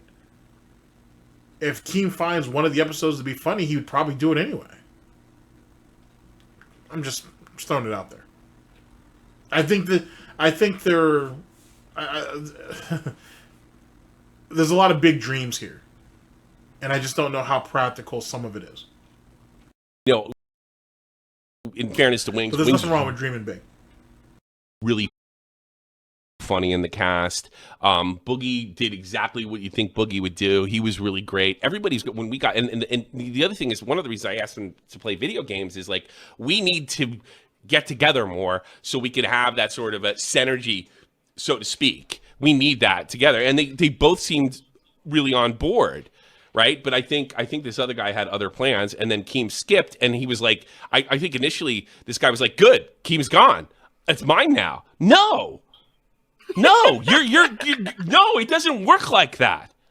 Once he's gone, that's out. And here's the best part. I'm gonna throw Colton. When Keem called me and he asked me who the fuck this guy is, and my whole life flashed before my eyes, because that's pretty much what happened. He also said, and I do believe him, that he was eventually gonna like let us have this because this is peanuts to the money he's making to the fights. This is not, he can't put this, that was his whole thing. He was like, I'm sorry, Tommy, I can't put this kind of time because I got the fight stuff, I got this stuff, I got that stuff. He's moved beyond Drama Alert. This was just his last kind of foot in the commentary door, so to speak, in the internet door, which he still loves, right? But it's not worth the money. He told me, this is Keem's words, he was going to give it to all three of us. Which would have gave me a see, so now I want you. This goes back to what I was saying about Keem's heart wasn't in this after DSP bounced. So this was just going to be a nice little side project, whatever. And after that, and afterwards, he was going to eventually just give the show to the three of them, to Tommy, to Boogie, and Wings. That was going to be like their retirement, if you will. It really tells you, and I because I've had some people say, you know, do you really think that DSP was a linchpin to this? I think so, because if you have DSP and you have that much of an audience and that many eyes on them, then Keem can promote essentially whatever he wants through the LOLCOW podcast. In that iteration, they can essentially plug whatever they want. I'm not saying they couldn't plug this here either, but it just doesn't have the reach. It doesn't have the pull. It's not as authentic. You know what I'm saying? The original way the LOLCOW podcast was going to be is not as authentic as this. You know what I'm saying? This right here it's a bunch of different things. That you hear Tommy saying, we could have done this, we could have done that, we could have done this, we could have done that. It's all over the place. You know, if it's nothing wrong, it's commentary. Maybe it'll be entertaining, maybe it won't. But it's not Keem's vision. It's not Keem's vision. So I honestly believe Tommy when he says, you know, hey, somewhere down the line, I would have given it to you guys. Because why not? You know what I'm saying? And that's my gift, one of my many gifts to the internet or whatever the case may be. This Keem's heart's not in this. And I can prove that to you later on down the line when Keem gets into this phone call, which you'll hear about it on this. Fun project for him to do, like the Keemstar Yes, show that's and all that it stuff. was. He wasn't going to make serious money from this, even at the most popular. It wasn't about money. It was about promotion. It gives Keem another platform to push his other projects, which is what I told you however long ago when I first started talking about the LOLCOW podcast, not the last broadcast before that. And I've talked about it on stream too. That's what this is. This wasn't necessarily about money. It was about promotion. It was another large platform. Because Keem could easily promote his boxing stuff through this. He could promote a bunch of shit through this. Not through this iteration here, but through the original one. Especially if it was big enough. So, I mean, it was never about money. And like I said in the last broadcast, Keem's first priority is not about money. It's about, social equity. It's about social equity. That'll purchase you a lot. And through that'll bring even more money in. 3-4 people involved. This is not. We're not talking to 2016 Keemstar. We're talking the guy who sold FaZe right before you're supposed to sell FaZe Clan stock. Keemstar. He's not just a millionaire anymore. He's a lot more than that. So then why were you holding on? So why were you holding on to the bullshit then, Tommy? Why are you still holding on to the bullshit? If this isn't 2016 Keem, then why were you scared to approach him? Let's not say scared. Even though you admitted that you were scared. Why are you so hesitant to approach him as if he's 2016 Keem? Remember, all this shit could have been easily put to a stop if Tommy would have just raised some red flags and spoke out about his concerns. That's all he had to do. So, like you said, this isn't 2016 Keem and all the pettiness and bullshit. I know what he's trying to get to with that. Well, why are you still thinking about it that way? Because Tommy holds a bit of the responsibility, if not almost a large part of it, because he didn't speak up. The opportunity of a lifetime, and somebody that I don't even know, that I've been friendly to the better part of 7 years right now, came in and fucked it. Fucked it out of his own selfish thing, and I can't blame this guy for. I'm like, out of here. I'm done. I'm out. I'm sorry. I'm still laughing about it. Tommy called up Matt after the first. We had a similar conversation in private, and Matt comes back to me and goes, Tommy said you just sat there and laughed at him. His whole life just got fucking destroyed, and he's telling you all this stuff, and you sat there and laughed at him? Yes! This is hilarious! Yeah. This is the funniest shit that's ever happened! Ooh. So I don't know what happened. And the other thing is, I think I made a separate chat. I called it the talent. I got all three. Wiggs has been impossible to get a hold of since.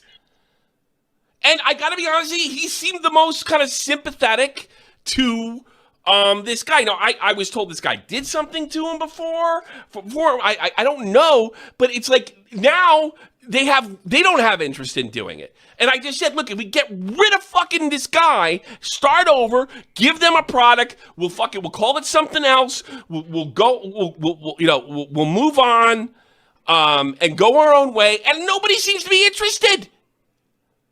Because the safety blanket's not there, which is another symptom of being a LOLCOW. We're not even just being a LOLCOW, just being lazy. See, because people have a hard time with starting over, right? Because they think when they're if they start over, they have nothing. You're starting from ground level, which is a fantastically interesting concept to me. Because did you forget like all the experience that you had prior to you having to start over? Do you think you can't apply that to doing something new? Anyway, that's just it's a personal interest, I suppose. But really, what it was is the safety blanket was gone. Once Wings realized, holy shit, I'm attached to this guy in some way, shape, or form. And now Keem's gone, which means the money and the security blanket's gone. He just ducked out. Which goes back to what I said before. Wings will play whatever part he needs to play to get his way. You know what I'm saying? Wings is not a genuine person. He never really was, to be honest with you. He's pathetic. He's pathetic enough for people to feel sympathy over. But when he thinks he has high cards, he will either boast about it or he will play whatever role you need him to play for him to stay in play. And Tommy fell for it. Because you would think at this point, Tommy would know better. That manipulative type of situation is nothing new. It's nothing new at all. Tommy's seen 12 different people like Wings probably do some shit like that. You know? Boogie's the same way. And so his lack of you dealing with people in commentary and then you dealing with people that are LOLCOWs are two separate things. And that's something that needs to be it's not urgent, but it is something that needs to be expressed and needs to be considered very seriously. This is a whole nother jungle over here. And I'm not saying that one jungle is more treacherous than the other, but I'm just saying there's two different type of environments. And even within Tommy's own environment, he didn't do the right thing. He should have followed his gut. He should have followed his gut. And I think and I could have talked to Keem. Community is pretty treacherous, and there's lots of examples of that. And it's unforgiving. So Nicholas laughing in his face is just par for the course. He overcommitted. It's funny. Tommy overcommitted and has all these hopes and dreams and everything for what this could be, but yet he wasn't willing to fight for it. Isn't that crazy? If you really think about it, he wasn't willing to fight for it. All these things could happen. We could have brought all these people on. You had a feeling, a bad feeling, and you weren't willing to stand up behind it. Something to think about. Said, look, you want to come back in? You want to at least give us your blessing? We're golden. But nobody would do it. Nobody would put the work in. And it's so weird about Wiggs because he was totally ready to do it when, he was totally ready to do it when it was time to go. Boogie was too. Boogie was like, well, fuck that guy. I don't know who he is. Everybody thought somebody else knew who he was. The only person I think knew he was, and I heard DSP, Wiggs is the one that's going to have to explain his end. Because I don't know what happened. This is like Colton calling into Zerka's show, but like on a fucking pandemic level. Like this is so funny. There's an imposter among us. Yeah, like, that's literally what this shit is. And then the funny part is, at least Tommy and Wings have some type of connection with them, but no one really knows anything. So how the fuck did this guy get here in the first place? And then, what type of crazy ass deal did this guy have worked out with DSP behind the scenes that no one really knows anything about? Because Boogie and Wings are going to follow the money. They're going to go where the money's at. So if this guy had plans to cut Keem out, then you don't need Tommy. And if you don't need Tommy, then you do all this shit on your own.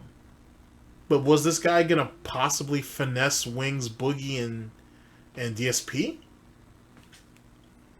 I don't know. I'm not sure. I know there's a debate whether pig luck exists or not, but this is either some extremely cunning bullshit that DSP was going to try to hold over Keem's head, or DSP was going to get help. DSP was going to end up being was going to end up holding the short end of the stick no matter what. It makes you wonder. I feel like I'm just.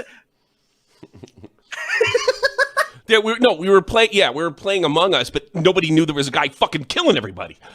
You know? Yeah, that is Among Us, Tommy. That's the game. That's just so crazy that it took 3 months of everybody looking at each other going, who added this guy? Was it you? No. Was it you? No. Was it you? No. And then it all clicked all together in one shit, like... Just like, yeah, look, that's another thing. Right after they thought they just recorded like the fucking best piece of content. Hey, everyone we just recorded the second episode. The pilot was a little shaky. We built some chemistry. Now this is a really awesome episode. We sent it to Keem. He loves it. Everybody's down for it. This is amazing. We're ready to hit the ground running. Let's fucking do it. Who the fuck is Games Attorney? Yeah. What? That's pretty much it. Keem's in waiting. What? All right, we're gonna pull Keemstar, everybody. The legendary Keemstar. Keemstar, you're on the air. Yo, can you guys hear me? Yeah, loud and clear. What's up, buddy? Unbelievable. So I listened to bits and pieces. I wanted to add a little bit more insight, maybe my version of the story and my perspective. But as you guys made reference to, like, I'm busy. I'm doing a lot of different stuff right now. And I did have the dream of this LOLCOW podcast. And at the time when I first presented it, it was like, bro, I was going to put money up front. Like I was really into this, right? Thanks to the camera. But how long did the DSP thing go on where he might be on and he's not going to be on and there's a war back and forth and that was a whole year, right? Pretty much. So by the time we get to like Wings and Boogie and their fight's done and we're going to actually do the LOLCOW podcast with Tommy C, so much like interest from me personally was just like gone on the project, but I still wanted it to be a reality. And the reason why we got to the whole Tommy C thing is because I found out that DSP was trying to do the LOLCOW podcast without me. Yeah. And this guy's decided to do it instead. And I'm wondering what his connection is to DSP. I'm really wondering what his connection to because I think he me too. Yeah, me too. To DSP. I do. I think he's got some kind of connection to him now. I don't know. I don't think it's a connection like that, Tommy. I think you and I are on kind of the same wavelength. But I think there is a connection between the two, but it's not that deep. But it's something. Yeah, let me play that part back because I jumped in a little sooner than I wanted to actually do the LOLCOW podcast with Tommy C. So much like interest from me personally was just like gone on the project, but I still wanted it to be a reality. And the reason why we got to the whole Tommy C thing is because I found out that DSP was trying to do the LOLCOW podcast without me. Yeah.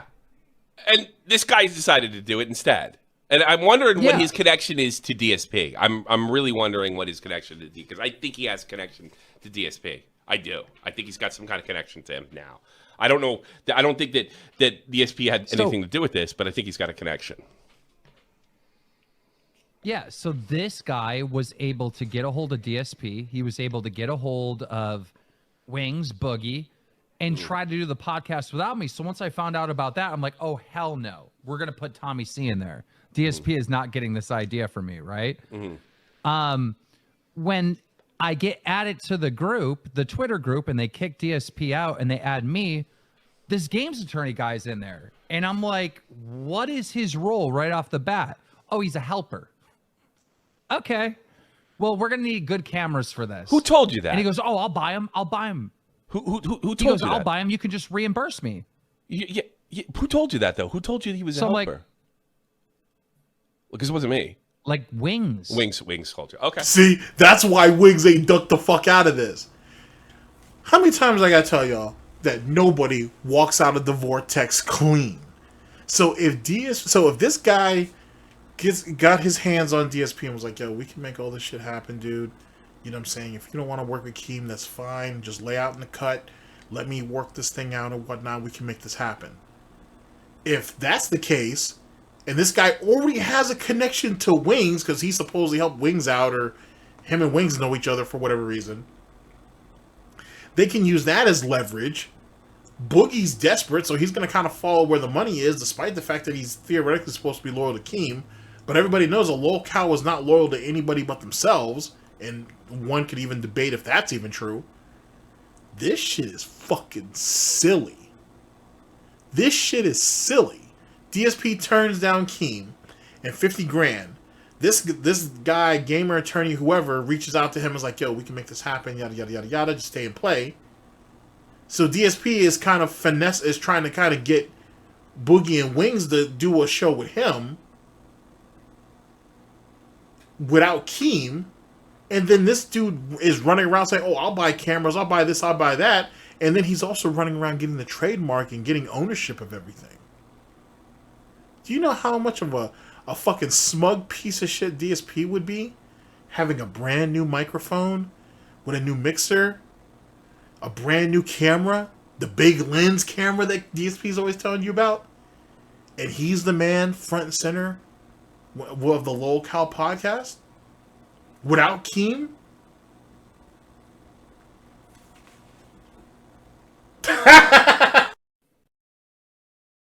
This might be before you actually joined. Yeah, I was the last one to go in the group chat. I was the last one in the group chat. Everybody was already in when I got in. So I might have been in there for a day. I don't remember. Tommy's mic is so low for me. It's like, is it? All right, I'm sorry. I'll boost it. Yeah, go ahead. I didn't realize it was normal until Nick spoke. But okay. So long story short, I'm like, dude, we're gonna have to dump some money into equipment. I got it. Let's get these cameras, these new cameras, because they're supposed to be amazing. They're right? amazing. So I'm looking for the cameras and where to buy them, right? And before I have a chance to buy them, he goes, oh, I'll buy them. You can just reimburse me. I'm like, okay, fine, buy them. And then I'm just waiting and waiting and waiting. He hits me up. He goes, you're going to pay me for these cameras, right? I go, yeah, mail out the cameras. dude, I swear to God, from the time he ordered the cameras, a month went by before they received the cameras. It made no sense. Yeah. And he kept coming up with this. Wait, so he was playing chicken with you, waiting for you to give money for cameras he hasn't even sent yet? What he offered to buy without the other guy even getting involved. What he told me was, and I don't know, is that he had the cameras and then Keem wouldn't respond to the DM saying, he wanted the reimbursement before he sent them out. But why would Keem send them before anybody got their camera delivered? That doesn't make any sense. Why would he buy the cameras when Keem offered to do all of this himself? Exactly. None of it makes sense, right? Yeah. No, it makes sense. Go ahead and get the assets, right? Hey, Keem, I got the cameras and everything, buddy. Why don't you go ahead and just shoot me the money for that? You know what I'm saying? Because you said that you were looking for these cameras. You can't find the cameras. I found the cameras. So why don't you go ahead and shoot me that money, buddy? Why don't you just go ahead and send Broski that cash, and I'll send the cameras out. Then all of a sudden, Wings gets his camera, Boogie gets his camera, Tommy don't get his camera. DSP shows up on the Bottom Bitch podcast and is like, "Hey guys, I got a new camera." That's what that might have been. That might have been the play. I'm just assuming. I'm just a bystander. I'm not sure about anything, to be honest with you. But, ooh boy, ooh boy, I may have been accused of doing some war crimes in Modern Warfare 3, but goddamn, somebody was gonna get fucked royally with this shit. And there was no need to ask me again if I would pay for the cameras, when that's why he bought the cameras in the first place, is because I said, yeah, I'll pay the money for them. Buy the cameras. So I'm thinking this guy's just a helper, right? I'm thinking that this guy isn't doing anything other than just helping, assisting. And he's going out of his way to be like, okay, guys, I'm going to set up the stream deck, and I'm going to set up the StreamYard, and I'm going to do this, and I'm going to do that, right? All stuff that I was fine with. What he wasn't telling us was that he created the Twitter in his name. He created the Instagram in his name. He bought the fucking domain. He trademarked the goddamn thing. He wasn't saying any of this. And of course, everybody dropped the ball in this situation. Tommy dropped the ball by not saying what he needed to say, and Keem dropped the ball because he was lazy. Because this is what this is. If you're really passionate about this, you're lazy. You're for being lazy and letting some dude just come out of nowhere and basically grip everything from you. So Tommy and Keem are at fault with this shit. They're both at fault. And you could put you could put Wings in there too, probably. Who knows what Wings knows and don't know?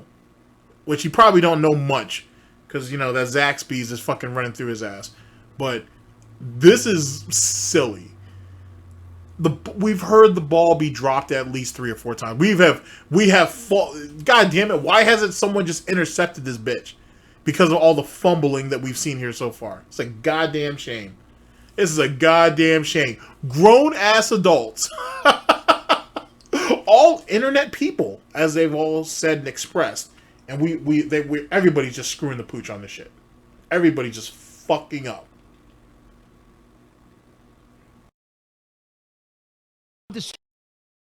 Distracted by a million other things, and I'm thinking to myself, okay, I got to get the group together once we have a pilot episode, right? I'm waiting for a good pilot episode, and then we'll take care of everything else. We'll make the websites, we'll make all the social medias, we'll form a company, because to do this the right way, there needs to be a company that I own, that Tommy owns, that Wing owns, that Boogie owns.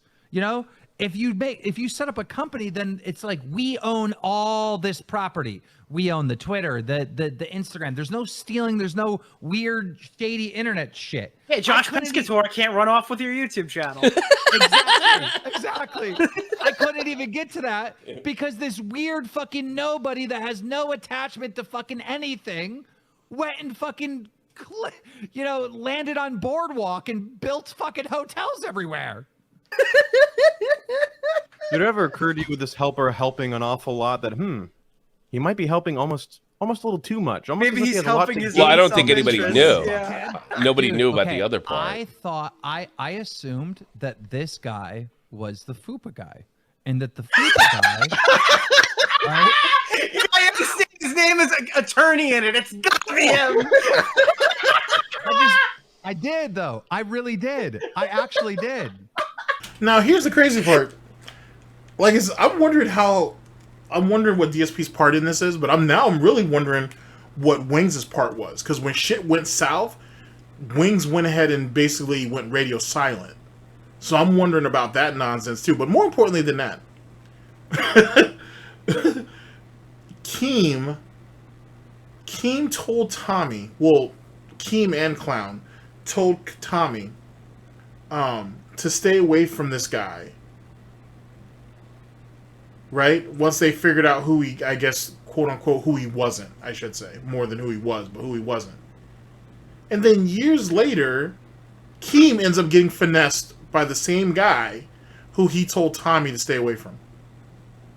Isn't that crazy? and I know most of you are probably like, I can already see you guys typing it out. Keem is busy. He's running real stuff. You've already acknowledged this. Can't we give him some leeway? I have no problem with giving Keem leeway. I don't. At the same time, Keem has assistants. He has people that could overlook some of this shit. That could have some real contact with these people. These dudes were virtually on their own. If you think about it. Like, Keem had a very hands-off approach on this. And after, the situation with DSP, I can understand why. And shit just got fucked up because the three of these guys, Boogie, Wings, and Tommy couldn't handle anything on their own. That's what this really shows. Keem's too busy.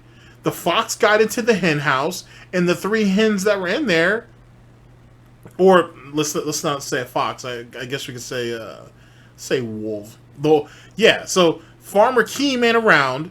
The three cows are out the pasture, and the wolves are out there fucking just waiting for the opportunity. And they couldn't handle shit on their own. They couldn't make it back to the barn, I guess. It's really quite wild. It's really quite wild and whatnot. It's like people get finessed on the internet all the time. We know this, right? It's a shitty thing, but it happens. Happens a lot. But we were criticizing this guy, this attorney, for not being internet people and not knowing what the situation is or what's going on. And yet, look at how far he got over on you guys. And remember, he's supposedly not an internet person. It's really quite remarkable when you think about it. By the way, this Fupa guy totally fucked Ethan, right? Like, even if it was that guy sucks. But like the only red flag I had is when I was like, 2 weeks went by and I hit the group chat. I'm like, did you guys get your camera so we could do this pilot episode? And they're like, no. And I'm like, are you sending the cameras? And he goes, well, I was waiting for you to confirm that you're going to pay me. I'm like, yeah, I'm going to pay you. And then it was like a whole nother 2 weeks before people got their fucking cameras. Yeah, well, in fairness, they got it right away. It took probably 2 weeks to get to me because I'm overseas. Dude, this is like going into business with a fake tipster account. Like that. This is so beyond levels of parody. Oh, bro, God. And it's like, I don't know. I really don't understand how this guy was there. I don't know. Place. Okay, I don't know that either. I have no idea.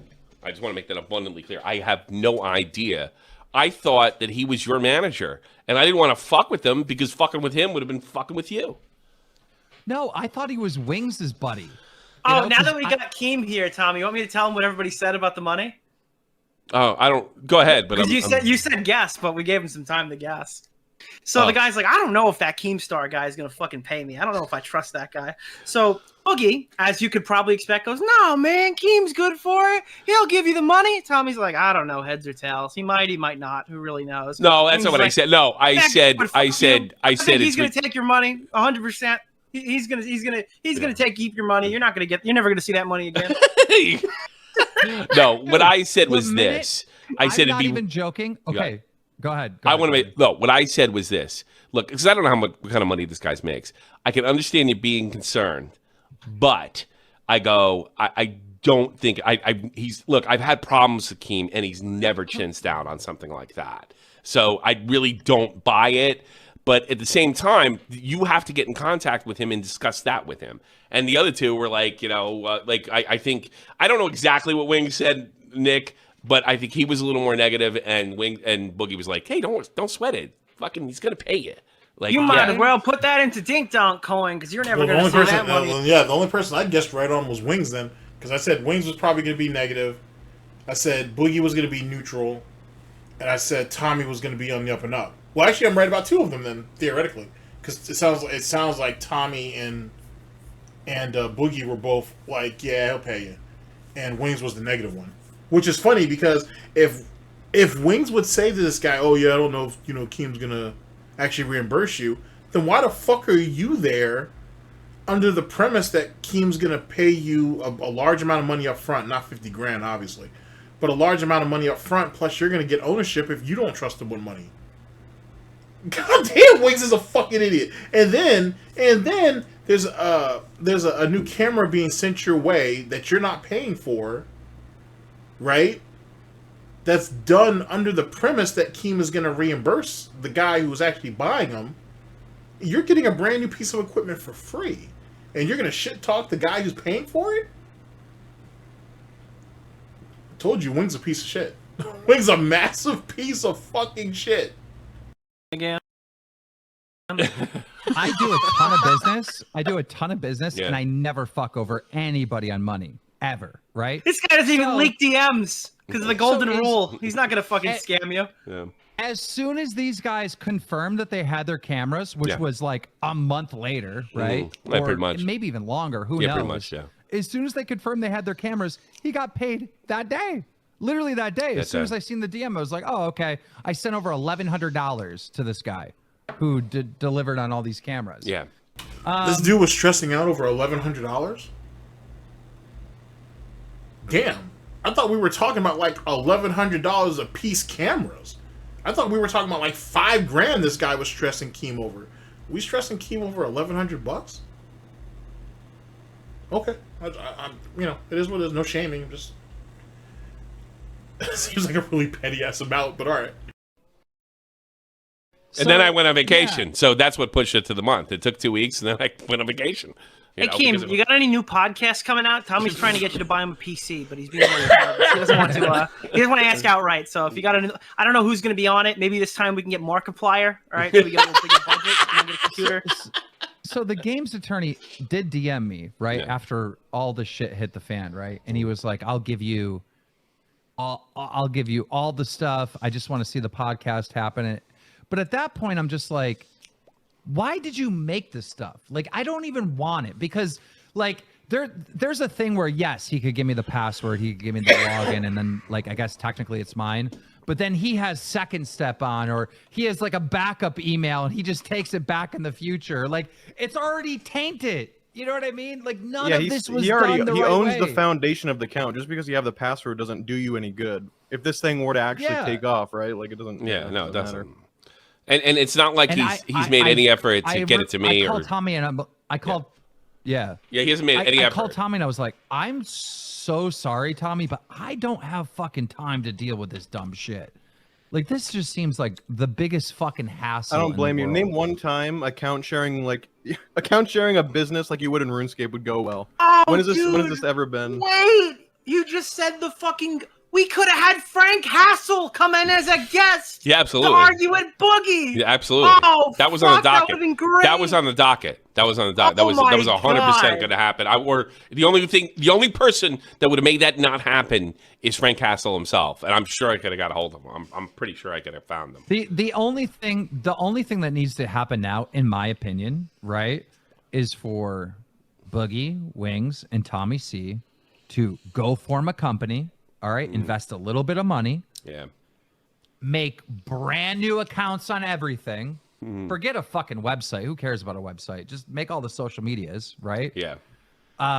Get a graphics guy and just fucking do the podcast. That episode that I saw. This shit is dead. This shit is dead. Keem is like, yo, the $1,100 for the cameras, that's on me. But other than that, you guys are on your fucking own. I don't want to deal with this shit. I don't care about this shit no more. I'm done. You guys put your own fucking money behind it because I just saved you guys $1,100. Put your own money. You guys form a company. You guys get all the social media done and make it happen.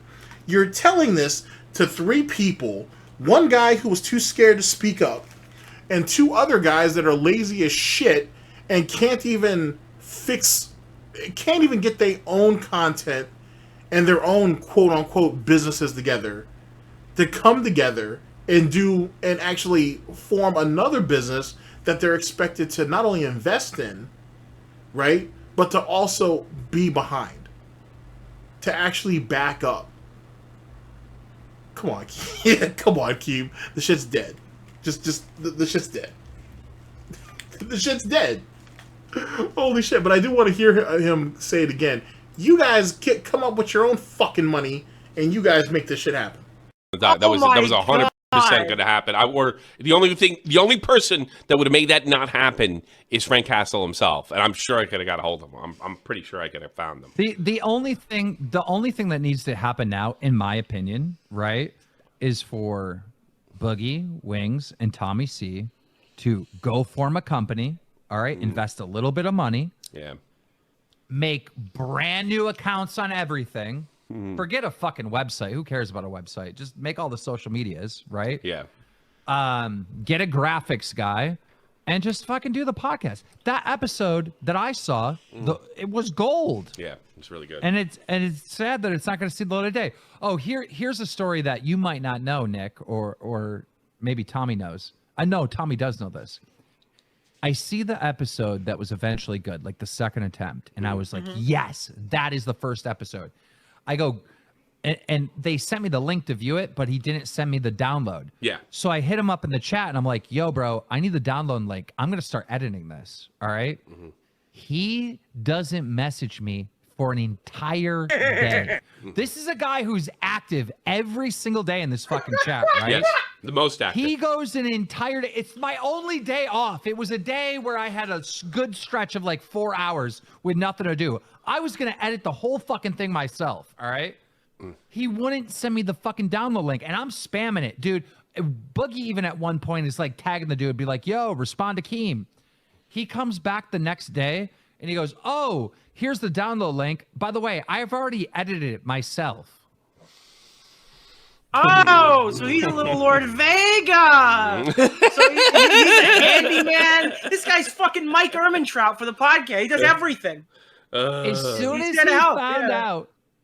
as he found out that I wanted the download to edit it, he went and rushed and did it himself, or hired someone else to do it for him, because this guy wanted to own the LOLCOW podcast. Basically. I was gonna say, it sounds like this guy's busting his ass, Keem. You should give him the trademark. Now that was the second red flag. Yeah. When that happened is when I called Tommy C and I said, "Who the fuck is this motherfucker?" And you asked after that, and by the way, he's basically said, "Okay, sorry guys, I just want this podcast to work out. I'm out," and he didn't send us shit either. You know, he didn't like offer. Admittedly, I didn't ask, but I just want him. I just want him gone. You know, I was hoping I could get a copy of the fucking podcast myself, but he hasn't offered it because I think he's, you know, I mean, I think your instincts were correct. That's what I think. I can't believe, but Wings and Boogie were in the group chat with this guy before you and me, Tommy, right? Like they were in the group chat with this guy. Yeah, I don't know who brought him in. Guy. You weren't in charge of the group chat. You couldn't have booted him. I'm sure you would have. You know.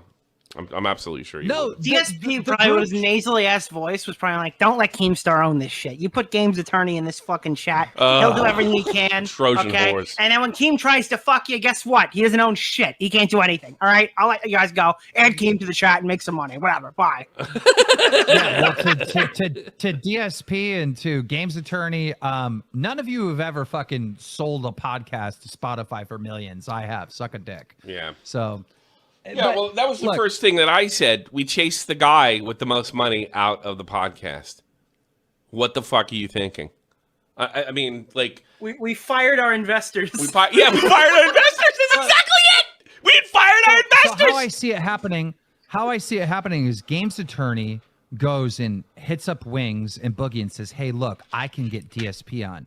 And then they're talking to DSP. Probably getting rid of and me. That's all what I four thought. of them, I assume, are in a Twitter group chat. Then I find out about it.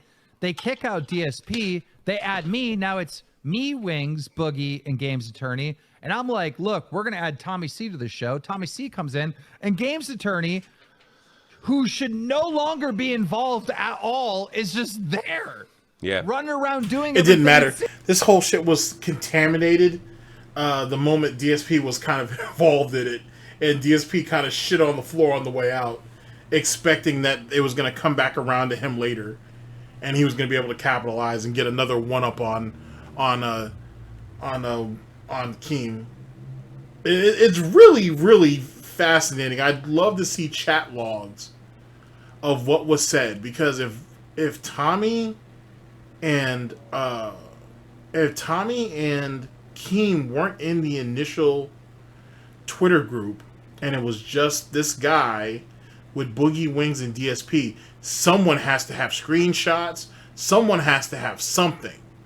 I want to see what those conversations look like, and more importantly, did all those chats get cleared before Keem and Tommy get in? Because if something suspicious was in those chat logs, I'm pretty confident, Keem would have called something out, or maybe Tommy would, maybe he wouldn't. I don't know. After what I've heard here, it doesn't sound like Tommy would. So I'm absolutely fascinated with what those chat logs were and what was being said, because Wings knows something, and Wings is the weakest link out of those three. Like, if you get DSP mad enough, he might talk about it, or maybe if you could convince him that to do it just to spite Keemstar, maybe. But Wings will talk. But Wings is a liar too, so you literally have to take everything he says with a pinch of Wendy's salt. But I'm fascinated to know what was said between those three, or those four guys, before Tommy and Keem showed up. I'm absolutely fascinated to know.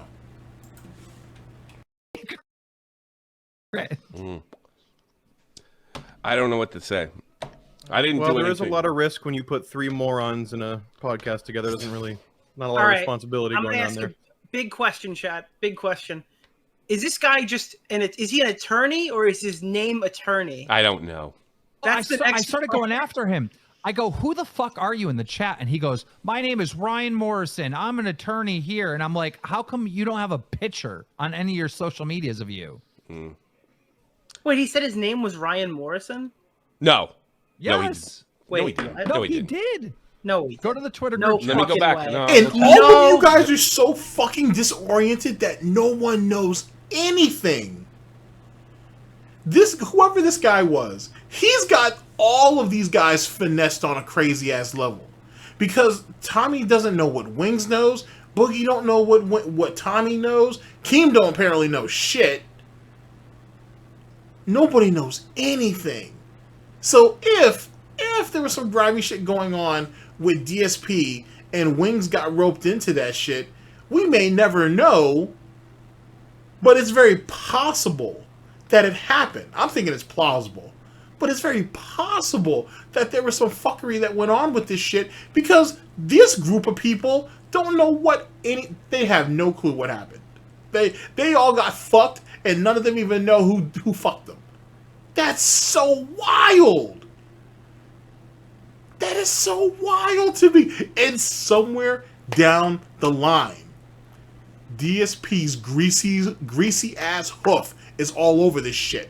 I damn near guarantee it. I guarantee it. DSP is a spiteful piece of shit, and if he thought he could get over, he would. And that's exactly what this all looks like. But the thing is all you guys are so fucked up that none of you have any of it. None of you have anything locked down. So, and if shit got erased or whatever the case may be, we'll never know. So DSP still gets to walk away clean. And then if this shit don't take off, then DSP's just gonna gloat about that shit too. Oh man, I'm really glad I did this. I'm really glad that I did this. But goddamn, there's like, everybody's so fucking discombobulated. It's so savage, and yet so amusing to say the very least. Holy shit! Fuck. No, he didn't. I didn't notice that. No, he didn't do that. He said something else. I think he said his name was Ryan. Or he sent it to me in the DMs. Let me see. Or unless he told you something different. Yeah, hold on a second. No bullshit. He did not. September 24th, right there. Yep. 23rd. Wait, he did say it in the group chat? I'm checking. He's looking. They're right looking. Now. They're looking. Okay, sorry, yesterday. Blah blah blah. No, he did say Ryan. I'm not going to say his last name. I'm not doxing him. Oh yeah, okay. It's not the same last name, but it's Ryan. You saw Ryan and the dyslexia. But I do find it. I do find it. I do find it bizarre. Keem, it's Ryan, games attorney. But you know what the weird thing is too? There must have. Morrison is a super Irish name. The name he gave us was mega Irish. Well, yeah, maybe. He said, Keem, it's Ryan, games attorney. There must have been some confusion because I knew you were the boss and I was waiting for you to engage. I'm sorry I made you mad. If I turned over the accounts, will you come back to the project? I know it's a probably no, but... That's what he wanted you to say no. Someone in chat said it's Brian Martin. Could you imagine if he called in this whole time? And it... Okay, so you're Could you imagine? It's like, hello, it's Brit Bong returns. I've got you now. Yeah, I would have to give a W on that one. So what's crazy about this is he DM'd me, but he didn't DM me from his account. He DM'd me from the LOLCOW podcast Twitter account. All this. That was a. You got DM for your podcast. Keem, come on, send me the money. It's me, the podcast. Come on. Yeah. Can you imagine me getting a DM from the podcast that's my idea? Wait, do you know why he DM'd you on that? Because you probably don't follow his main Twitter because you don't know who the fuck he is. So the only way he could contact you is with your show. Yeah. Yeah. I just ignored everything. I feel sorry. I'm sorry to Wings. I'm sorry to Tommy. I'm sorry to everyone. But like, if I was going to do this project, the only way would be to get him the fuck out of there. Start from scratch, remake all the accounts, actually create a business that we own. Like, it would have to be a fucking business. There can't be no internet bullshit. Well, I own the Twitter account, so you're kicked off the show. Like, what? Look at Wings. Wings got kicked off of PKA, a fucking podcast he started. You want to know why? He owned the channel. Like, what the fuck? Ryan's World. Gotcha, bitches. Yeah, I think that's the entire story. Someone in chat says Boogie and Wings need to say their side. Sure. Well, I will notify somebody because I know somebody who's going to be interviewing Boogie very soon. It's Ryan Callahan. Yeah. Dude, Ryan Callahan. Well, actually, I'm looking at it right now. You might be able to figure out the name, but it might not be Irish, come to think of it. I thought he shortened it, but it's not. I don't know who the guy is. I have no idea. Dude, it's the other games attorney named Ryan. Dude. It's the other one. How weird is that? You know, his name is Games Attorney, and his name's Ryan. How strange. Well, you told me to stay. Hey, Keem, you told me to stay away from him 7 years ago. This is. I don't know. Anybody ever see Better Call Saul where he dresses up like the other guy and gets on the billboard with the same fucking name or whatever? And he's like, "You can't do this. What do you? This is like trademarking. You're wearing the guy's same fucking outfit or whatever." Yeah. You should have sued him for what? There's no money was made. What was Keem gonna sue for? Nothing, Mickey. Dude. Geez, listen, Ryan Morrison is Howard Hamlin. Okay, that's what happened here, guys. Now, going back to Ryan Morrison, not this guy. Did he get did Ryan Morrison something happened between him and how did he screw H3? How did he screw H3? I mean, you can go check. I think on the video that we did on Tom's channel, we went over it. Basically, what happened is like I don't know how much he got screwed, but that's what the consensus was because they burned through the entire FUPA fund in like a year's worth of fucking legal stuff, and then after that, it was. Their thing went significantly down when they picked up somebody who wasn't like the video game attorney. Yeah. So I don't know. It might be not his fault. It might be his fault. But I remember the FUPA fund was supposed to be for everybody, and they literally burned through it immediately. Well, do you remember for years they were hitting H3 up and saying, "Why haven't we seen money? How come no one's got a dime?" And then I guess he finally came out and said, "Well, because so and so went through it. So you don't know who's at fault there. It's both guys pointing fingers.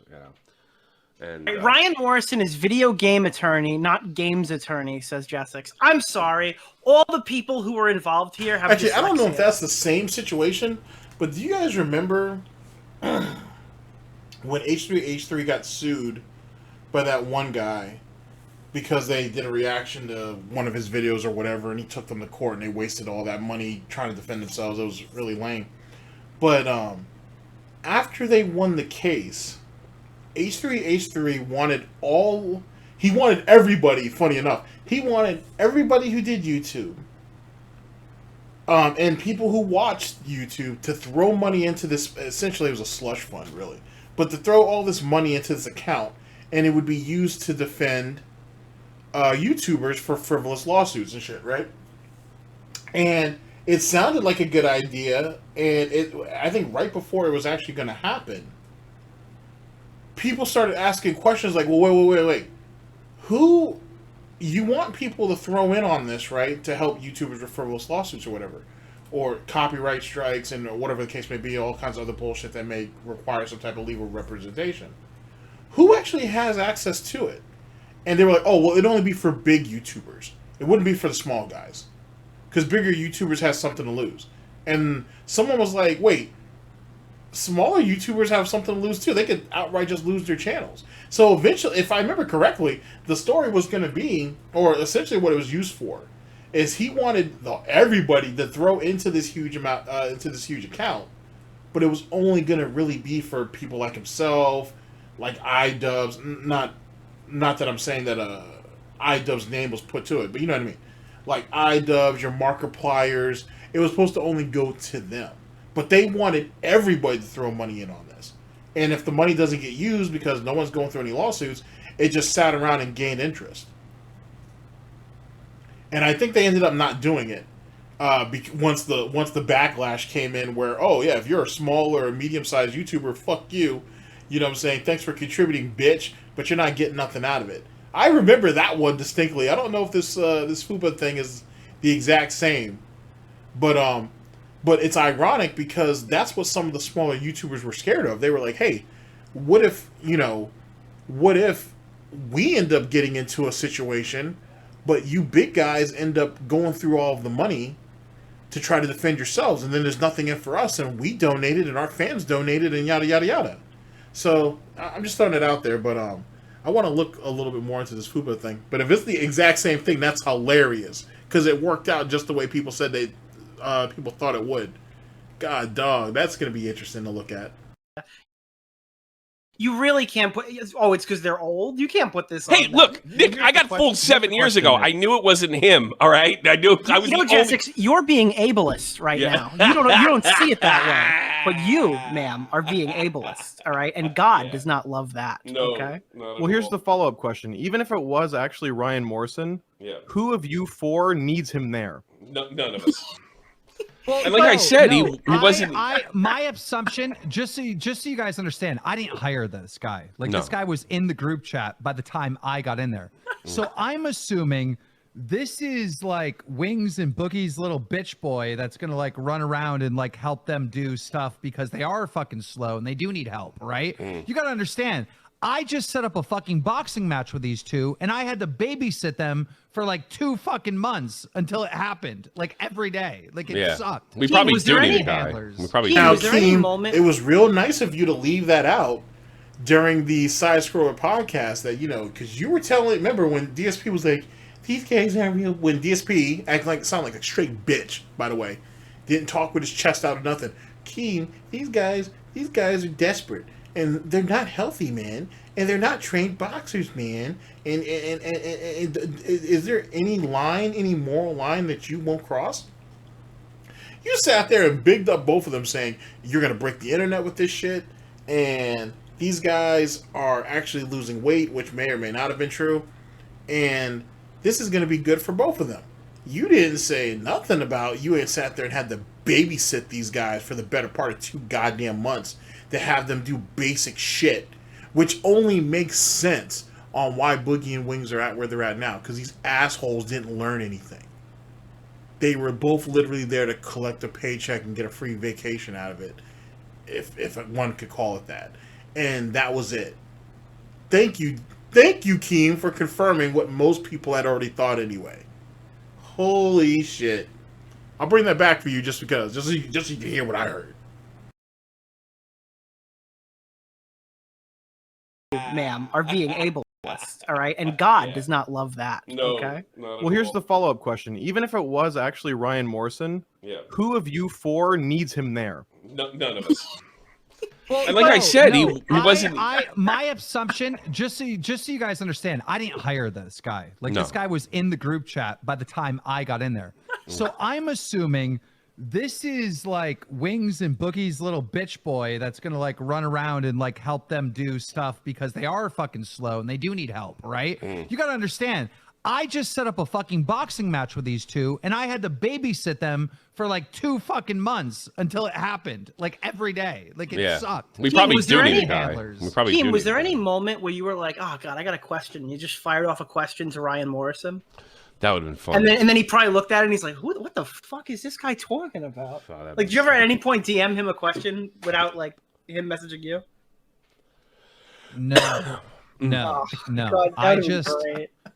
You got to understand. I work so simple, right? I laid this whole project down so simple. All right. They get cameras. We do a test show. If the test show is good, we move forward. If the test show sucks, there's no point of doing this, right? So fucking 4 or 5 weeks go by until I get a fucking camera. Now, really think about how long that is. When that much time goes by, then it's like, your excitement level and how amped up you are for a project goes way down. Okay, we got cameras.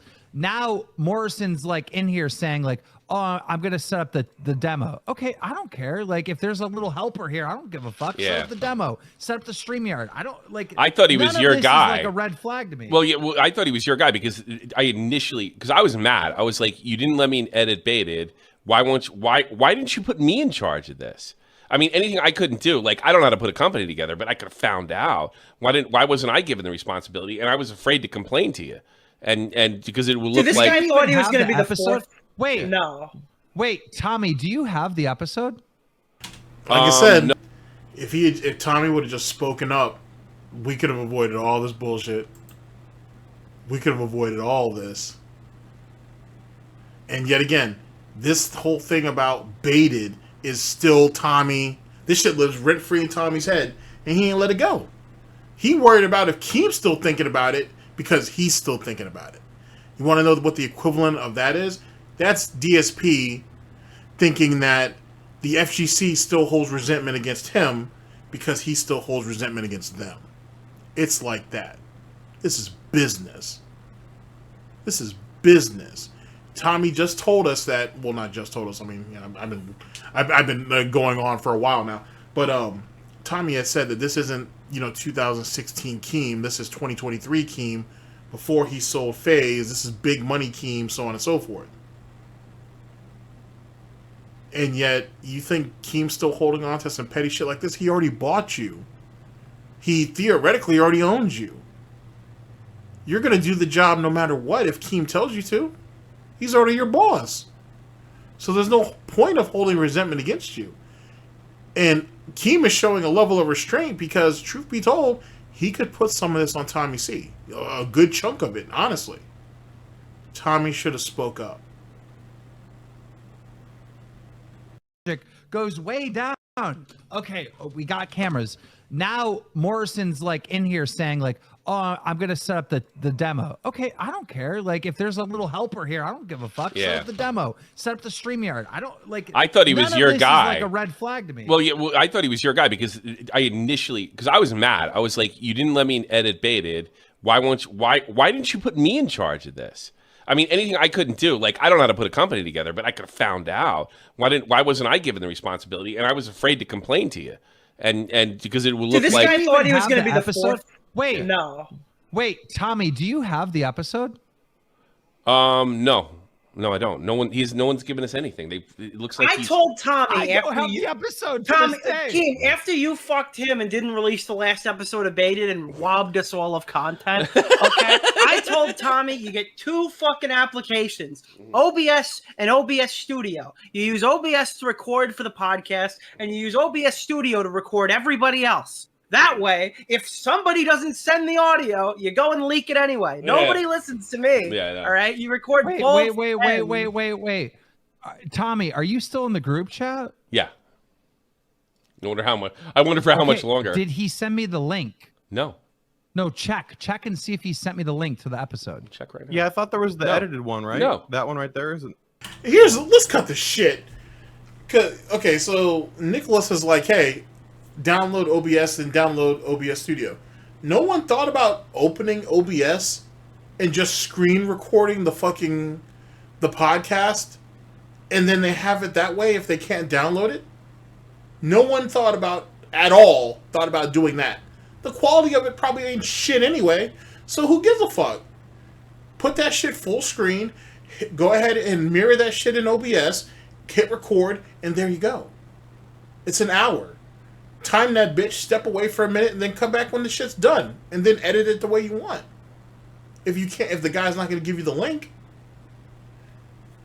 I'm stunned. I'm stunned.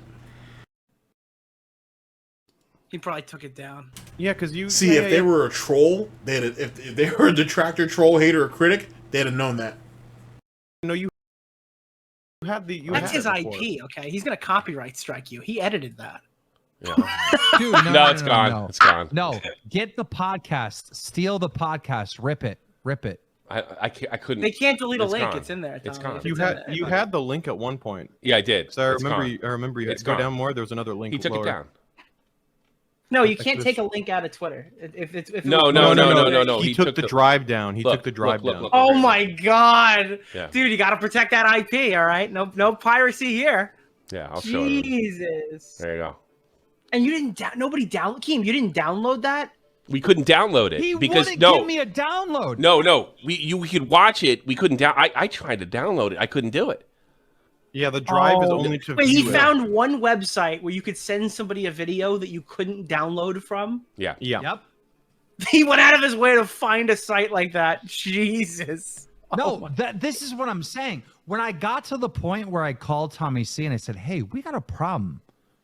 I don't know this guy, and he just made all the fucking social medias." Wait. We No, he has it. He has it. He just found it. Yeah, but I can't download this. Give me the link. You Give me the link. Give me the link. Give me the link. Give me the link. Give me the link. Give me the link. Yeah, just record it and give him the link. Yeah. Give. I'm gonna just give this 4K video downloader quick. Wait. No, Wait, I nobody tried thought about it. this till we went I live? tried it. It didn't work. Hurry up! No, Go! Tommy didn't give try it to hard. Nick. Hurry before And they he still goes talking about private. 4K drive. They're still talking about 4K downloader, which is a good option. But if you can't get it from there, just screen record the shit. That's what OBS is for. Oh, hurtful, just hurtful. Shit. No. Okay, hold on. I tried it just now. It doesn't work.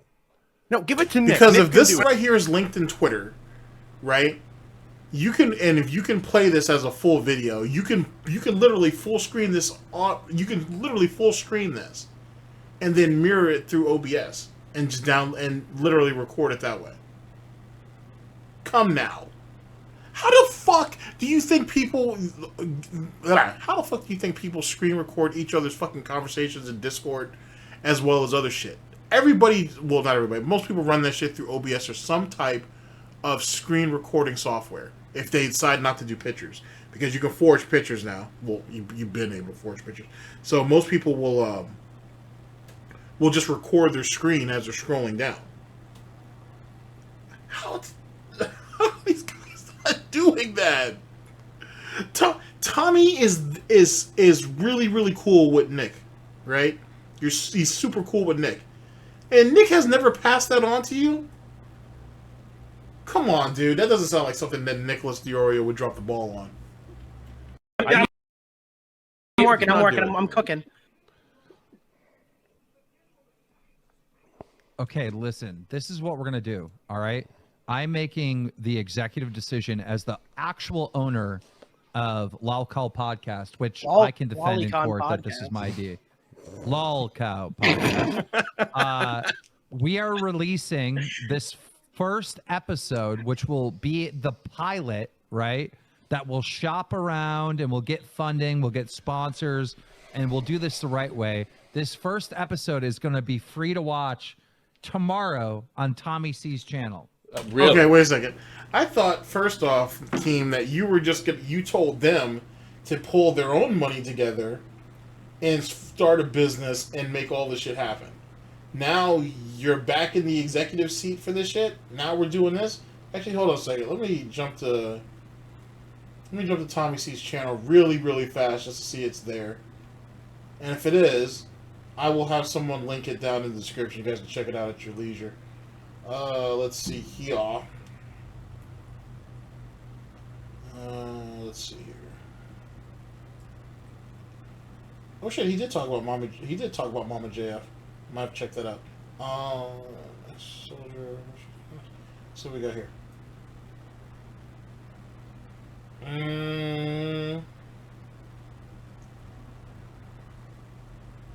Whoa, what's this, Unc? Ico? She's in drama? Uh-oh. I might want to check that out. Because she was going at dude's neck, what's his name? Edwin. She was going at Edwin's neck kind of rough with that shit. What did she get herself into? Huh. I'll take a look at that. Alright, the point being is that it's not up yet. So, I'm not sure what their plan is with that, but it is what it is. But it's not up as of now. I need to look into that other shit, though, because I've seen some of her streams. I wonder what her beef is. I'll have to check that out. Alright, well, the point being is that as of, let's see here, October 9th, 2023, it's not up yet. And they're talking about paywalling this shit? I'm anxious to see who pays for that. If we get it. I don't think we get it. The only thing I could probably do now is restart the stream and play it live. Tommy, I think we're already downloading it at this point. It's already. I'm trying. I don't think he's gonna get it. We're gonna get it. We're gonna get it.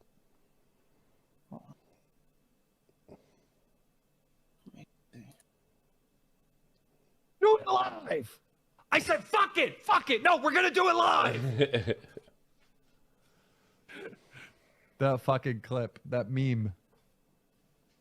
But that's the thing. If I play it, do I get a lawsuit? I've got nothing to. I can't. No. Yeah.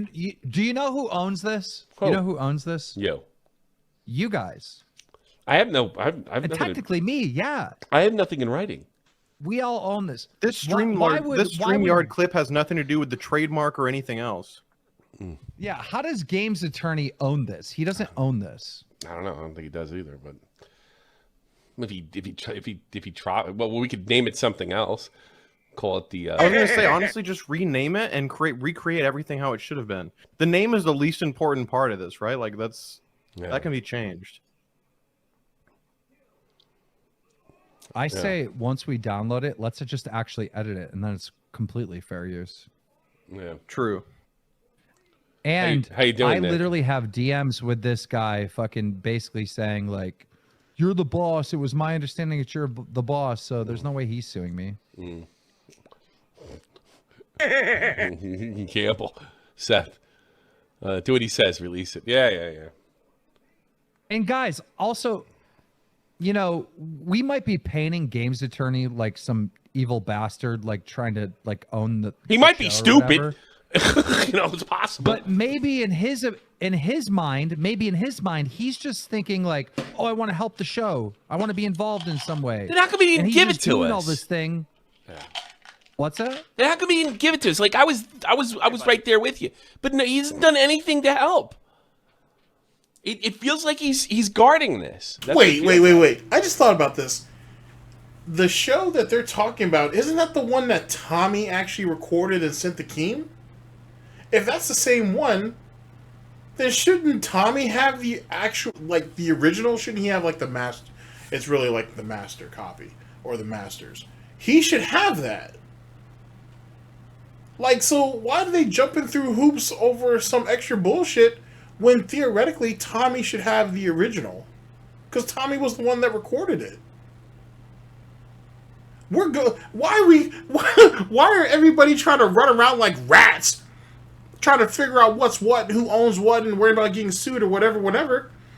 When if Tommy recorded it originally, he's the one who has the master copy.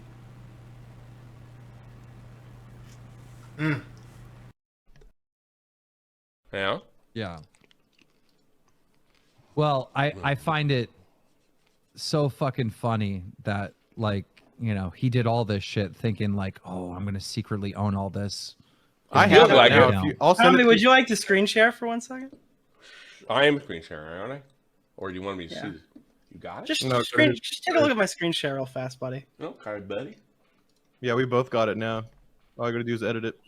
At last. Hey everybody, welcome to the LOLCOW podcast. I'm here with none other than Boogie29988. I fucked up, Dan. Yeah, yeah. Looks like we got it. Okay. Okay, we got it. All right. Good deal. All right.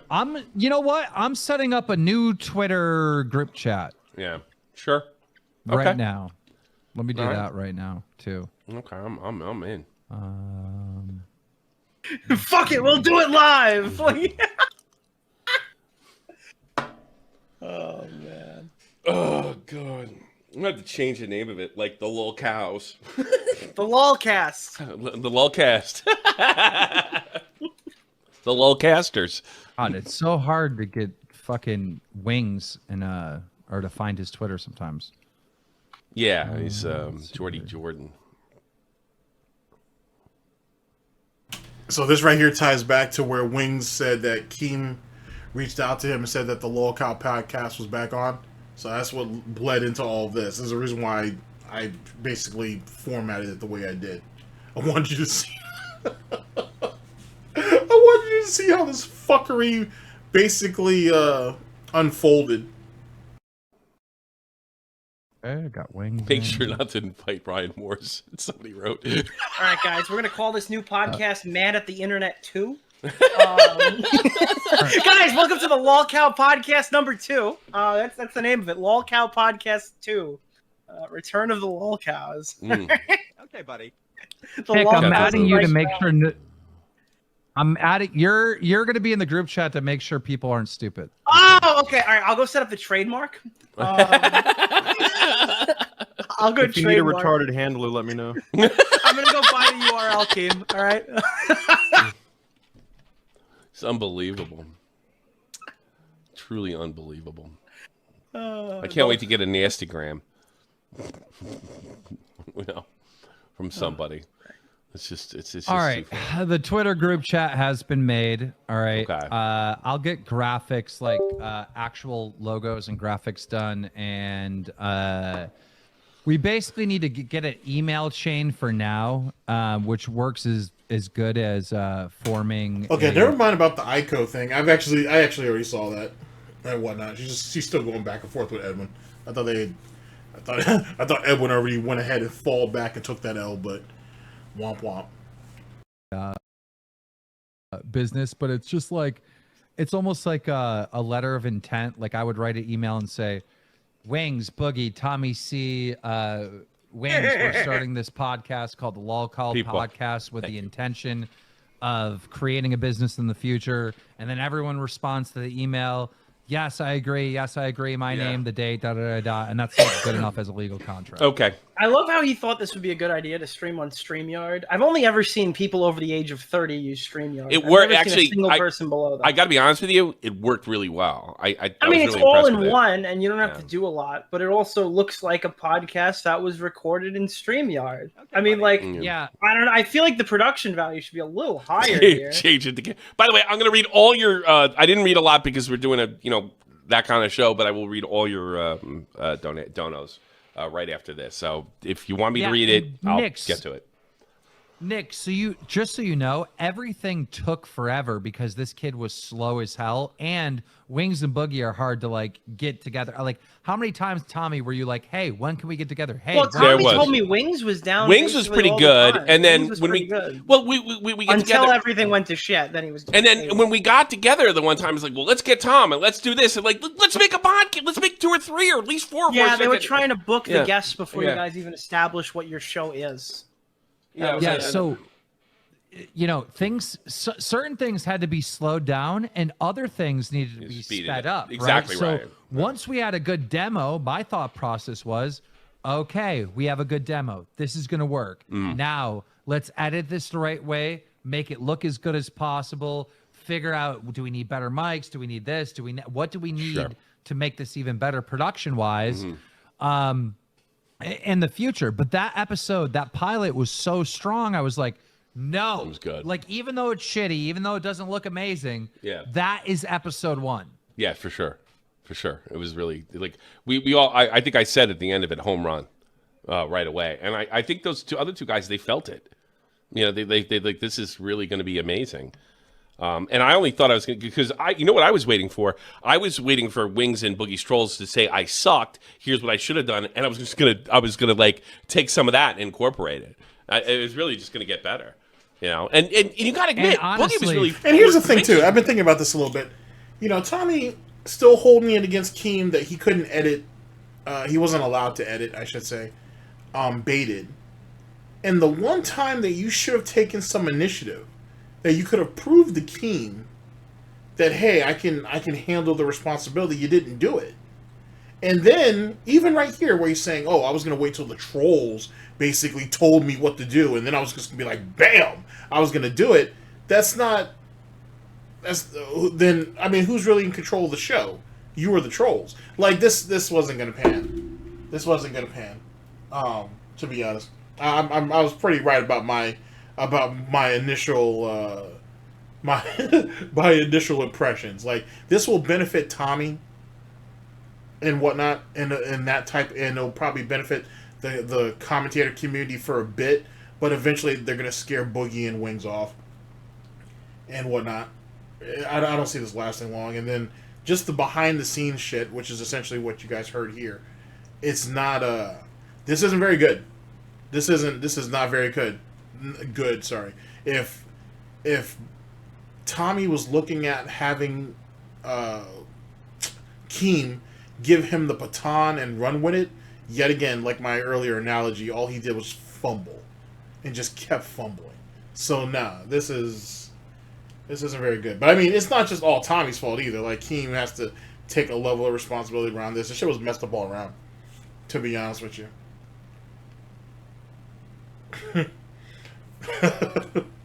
Okay. Really funny. I mean, he was really good, you know. Dude, Wings is great. Boogie is hard to listen to on a podcast. No, he's perfect. He's perfect. He's perfect. You're wrong. I'm sorry. He's wrong. I rein him in. I'll rein him in. That's my job. Yeah. But now that you're here, what happened with the Baited podcast reunion you promised us? Well, that's easy. Where's Clown? You find Clown. Oh, we don't need Clown. We got new Clown. Wings of Redemption. Okay. the only one who could replace Clown. Yeah. Oh man. We'll make it do an accent. Just to be sure. Yeah. I'm telling you, when you guys, this episode might not come out tomorrow, depending what we talk about. Sure. Today. But when you guys see Wings on a podcast, he is so talented and so fucking funny. It drives me nuts that he's been kicked off of PKA for about a decade and he doesn't have his own fucking podcast. He is good. The reason why that was is because he's lazy. Like, okay, I'm not sure. I'm pretty sure I've told this on here before. Pretty sure I've said it on the Wings Report. All right, here's the situation with, this is my theory. It's not necessarily a Theo theory, but this is my theory on what the situation was with PKA before the money crept up. I think Kyle and Woody, more Woody than anything though, wanted to see if Wings was going to be able to actually commit. Because I think Woody had the sponsorships and everything lined up. There's some big money coming into play. and whatever the case may be. And they need to know that Wings was going to be reliable. And the trip basically solidifies that. Kyle was pissed off because he thought it was going to be an actual trip. They were going to hang out because they're all friends and shit. But for Woody, this was business. This right here was, okay, if Wings shows up, then we know he's committed and he'll stay committed. When Wings didn't show up, Woody saw everything that he got all the information that he needed. But I think Woody knew that Wings wasn't going to show up. I think he knew that Wings wasn't going to come out there. And that right there solidified everything for himself. And that's the reason why the situation has been the way it's been ever since. On top of that, excuse me, if you guys know your DSP lore, Wings did have a podcast. He had one with Jive Turkey, Eddie, and White Boy 7th Street. They used to have a podcast together. And it never really ended as far as I know, so theoretically still have it. But you know what I mean, whatever. And eventually they just, I'm sure it was probably Wings again, just stopped wanting to do it. Because it didn't have the success that PKA had before they kicked Wings out, and certainly didn't have the success that it had after they kicked him out. So he gave up on it, which is what Wings does. So that's the reason why. I don't care how much talent Wings may or may not have. He's not committed to anything. And if he's not going to be committed to anything, he'll fail at everything. And that's what it comes down to. And that's not just a Jordy problem, it's a LOLCOW problem. But it's definitely a Jordy problem. It is definitely a Jordy Jordan problem. He don't commit to nothing. And he don't commit to nothing because he's already assumed the inevitability before he gave a chance to realize the possibilities. Him and DSP actually have a lot in common as it pertains to that trait. But that's the reason why. So, and as funny as they say this thing is going to be, I don't know, sounds like just hope and cope. That's all I'm hearing right now is hope and cope. He's funny. He's fun to be around, too. Or cope and hope. Whatever. Hope and cope, I like the way that sounds, but cope and hope could work, too. You told me, though, when you were like, hey, man, I'll play games with you offline. I don't know. Like nobody'd ever said that. I got the feeling that this guy had something over on him or something. I didn't understand, like, why he kind of shut down while we were, like, when this thing was going. Like, once, like, I figured once you left, they would have all been like, all right, Ryan, you got to go. All right. And I don't know. Wings wasn't, I don't know, maybe because I don't know the relationship, so I don't want to judge them. But yeah, I was like, maybe they're gay. Maybe they're fucking. I don't know. Tommy, maybe. Tommy, Wings told me that he helped him out with trolls or something in the past. How? I don't know. I don't know the details. Yeah. But just like I called you and I was like, hey, why does this guy own everything? I couldn't. And I was called like, Wings and said the same thing. And Wings is like, well, I trust the guy. Like, he helped me with trolls in the past. Anyway, by the way, Keem, did you know that like that guy tried to fill the podcast void by DMing Papa Gut on Twitter, and he DM'd a fake Papa Gut account and invited him to be like the third guest host? Why? That guy's not even active anymore. That's what I mean. He doesn't know the landscape. He messaged a random fake small Papa Gut account. Papa Gut quit. Him. He was like, hey, would you like to join the LOLCOW podcast as a guest host? Yeah, it'd be a real good idea. Dude, do you guys remember when Papa Gut was like about to be a star? Like, that guy was like picking up. He was about to like have a career, and then he's just gone. He's talking about his wife getting raped, for Christ's sakes. Like, everybody needed to hear that shit. Jesus Christ. Yeah, I guess he would. Yeah, stop yammering about your wife being raped. Dude, exactly. The podcast, because Boogie would be like, oh, God, I got molested. And he'd be like, well, my wife got raped. And then they could bond over it. Yeah, yes, Papa Gut's like every day, like exploiting his wife's rape, but at the same time, he's in DMs with OnlyFan whores, like saying, hey, let me come over and lick your fucking crackus. Like, what the fuck is you imagine being somebody? That's not even a word, and I agree with you. Can you imagine try to suck up to women so much to use your wife's rape to get in, like, cool with women even more? It's so weird. I don't know if he does that. That's the way I took it. That's I mean, the way I took it. I know But that's not even a real body part. I know for a fact that Papa Gut like cheats on his wife. Like, All he might say All right, cheating. that's him, not me. I don't know about that. I don't know about that. This is Keemstar talking, by the way. All right, but I'm gonna be 100% direct here, right? He says it's not cheating. I say it's cheating. He's DMing OnlyFans whores, being like, "I love your content. Could we meet up in real life?" Like, I know you're doing that. Fucking He's just whack light out. mode tipster. That's what he is. He's light mode tipster. Light mode tipster. Imagine getting married and telling everyone, "I love my wife," and then you're doing that shit. Like, Well, Keem, have you ever loved? of course. That's what he asked Def Noodles. Def Noodles just got done just shitting on him. He goes, "Yeah, Dennis, but have you ever loved before?" Jesus Christ! I would have got him on. Def Noodles. It was the thing was once we got going, it was the possibilities were endless, and maybe they still are. Maybe there's something here. I'm not getting too pumped up just God, yet. commentary is such a small, dying, dead fucking community right dead. now. It's like so like Commentary is not dead, and it's probably not even really dying. It's just it's getting over the fact that they gorged on cannibalizing each other. It's really what it ended up coming down to with that. Like, you know what I'm saying? Everything was fair game. And some people took that shit a little too literal. But you can't put that on Tommy C and Nick. There's a bunch of people that contributed to that shit. On top of all the other nonsense that went on that most people don't want to talk about anymore. And whatnot. You gotta pick your heroes carefully. it just sucks. Like I say we let it swear, go. I say we let it go. dude. Nobody acknowledges the truth. Nobody. Things right? need to This burn is the- down before something nice can grow. Probably right. This is the truth. The reason why commentary is dead is because of YouTube killing it.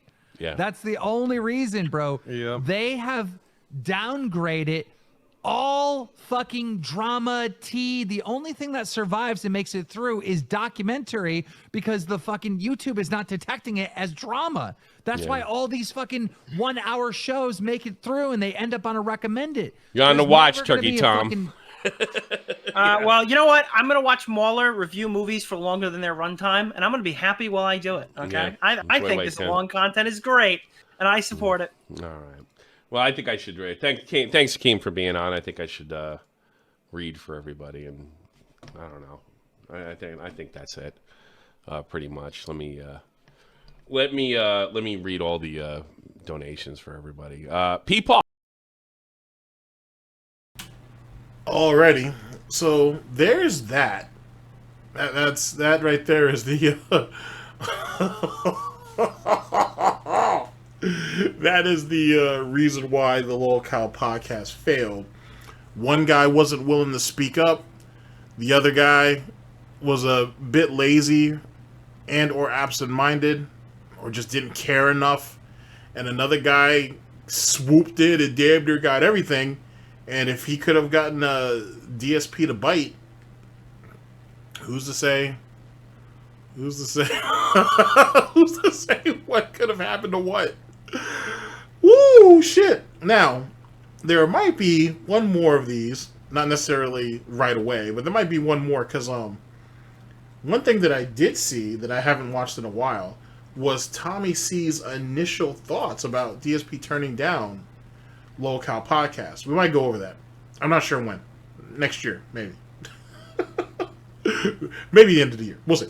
But I would like to go over that though, because I'd like to watch it again first off to see what's what. But I think Tommy would have an interesting perspective that I think some of you guys would want to maybe hear about and what his thoughts were on this opportunity, because you can tell he's heavily invested, despite the fact that in a lot of ways, in some ways, let's be fair about it, he is kind of the reason why it fell apart, because he just wasn't willing to speak up. And not just because he wasn't willing to speak up, I should say, but also he's still holding on to a grudge against Keem over some shit that happened 6 years ago that doesn't mean shit. What's done is done. So, there's that. Alright, give me a second to reconvene for final thoughts, and I will let you guys go. I'll see you guys in a second. Oh, that's something.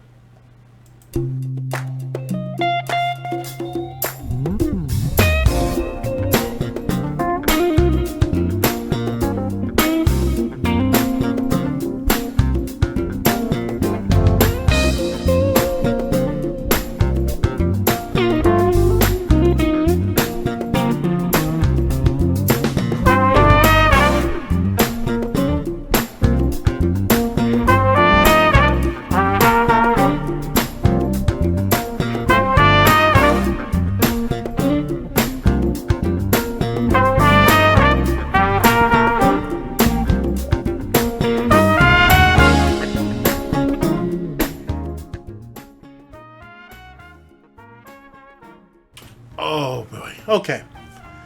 So there's that. Fun times to be had, I'm sure.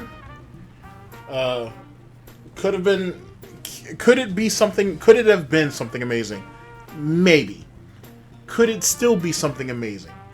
Maybe. It depends on how they structure it. Keem's talking about putting out the first episode for free. I'm not sure if he thought people were going to pay for this. Maybe people will, maybe they won't. But putting it behind a paywall is definitely, a thing and whatnot. The fact that no one thought about just screen recording it if they didn't have a direct link to it surprises me. But there's other ways around that, of course, as you guys just saw.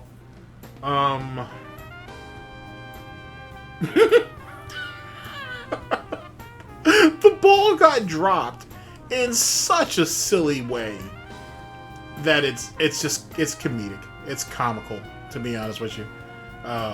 It is what it is, to be honest with you. Maybe it could have been big, maybe it couldn't. Yet again, I pointed out Wings' commitment or lack thereof, so that'll be interesting to see how that happens in the future. Keem said he was done with it. Now he's kind of back on it. We'll see how that plays out. $50,000 a piece isn't getting thrown out, so we can go ahead and cut that shit immediately off. Obviously. I wish them like I said at the end of the last one, best of luck to Tommy and the rest of them. If it works, it works. If it don't, it don't. To be honest with you. Hopefully Tommy really thinks about using, Keem's resources to his benefit, because this may very well be one of his last hurrahs, because yet again the commentator community is not what it used to be for various reasons, and they need to kind of, if you're gonna do commentary, you can still jump in and make it happen. It's not dead. It's just the people in it, they cannibalize themselves over and over again, and after a while no one trusts anybody and everybody's got dirt on everybody. So that's a thing. And it's not about having fun anymore. It was about getting over on the next person. So, but Nick, as of late, has been making some of his rounds, trying to mend some of the damage that he's had. Hopefully him and Technicals speak, and maybe they can work that shit out. Maybe they won't. But it'd be good to see him do so. And that's it. That's pretty much the thing about it. As I said, I am very much interested in what's in those conversations with DSP involved. With DSP and Wings in particular. I want to know what was being said. I really want to know what's being said, because I smell Phil's dirty, disgusting, toxic toilet juice stained hoof all over this bitch. All over it. And all you gotta do is sit back and wait. You're telling me that if DSP didn't have an opportunity to fuck Keem over, he wouldn't have taken it? We'll see. Ladies and gentlemen, thank you very much for listening in. I very much appreciate it. And I will see you guys for the next one, whenever that may be. Hopefully sooner than later. This is the Snort Report. This is DSP News. Always late, never breaking. Unreliable coverage that you can't count on. Oh yes! A GTG Network and Productions. For the Snort Report, as well as SnortBucks Coffee Company, I've been your host / anchor. Take care of yourselves, people. Take care of yourselves. Holy shit.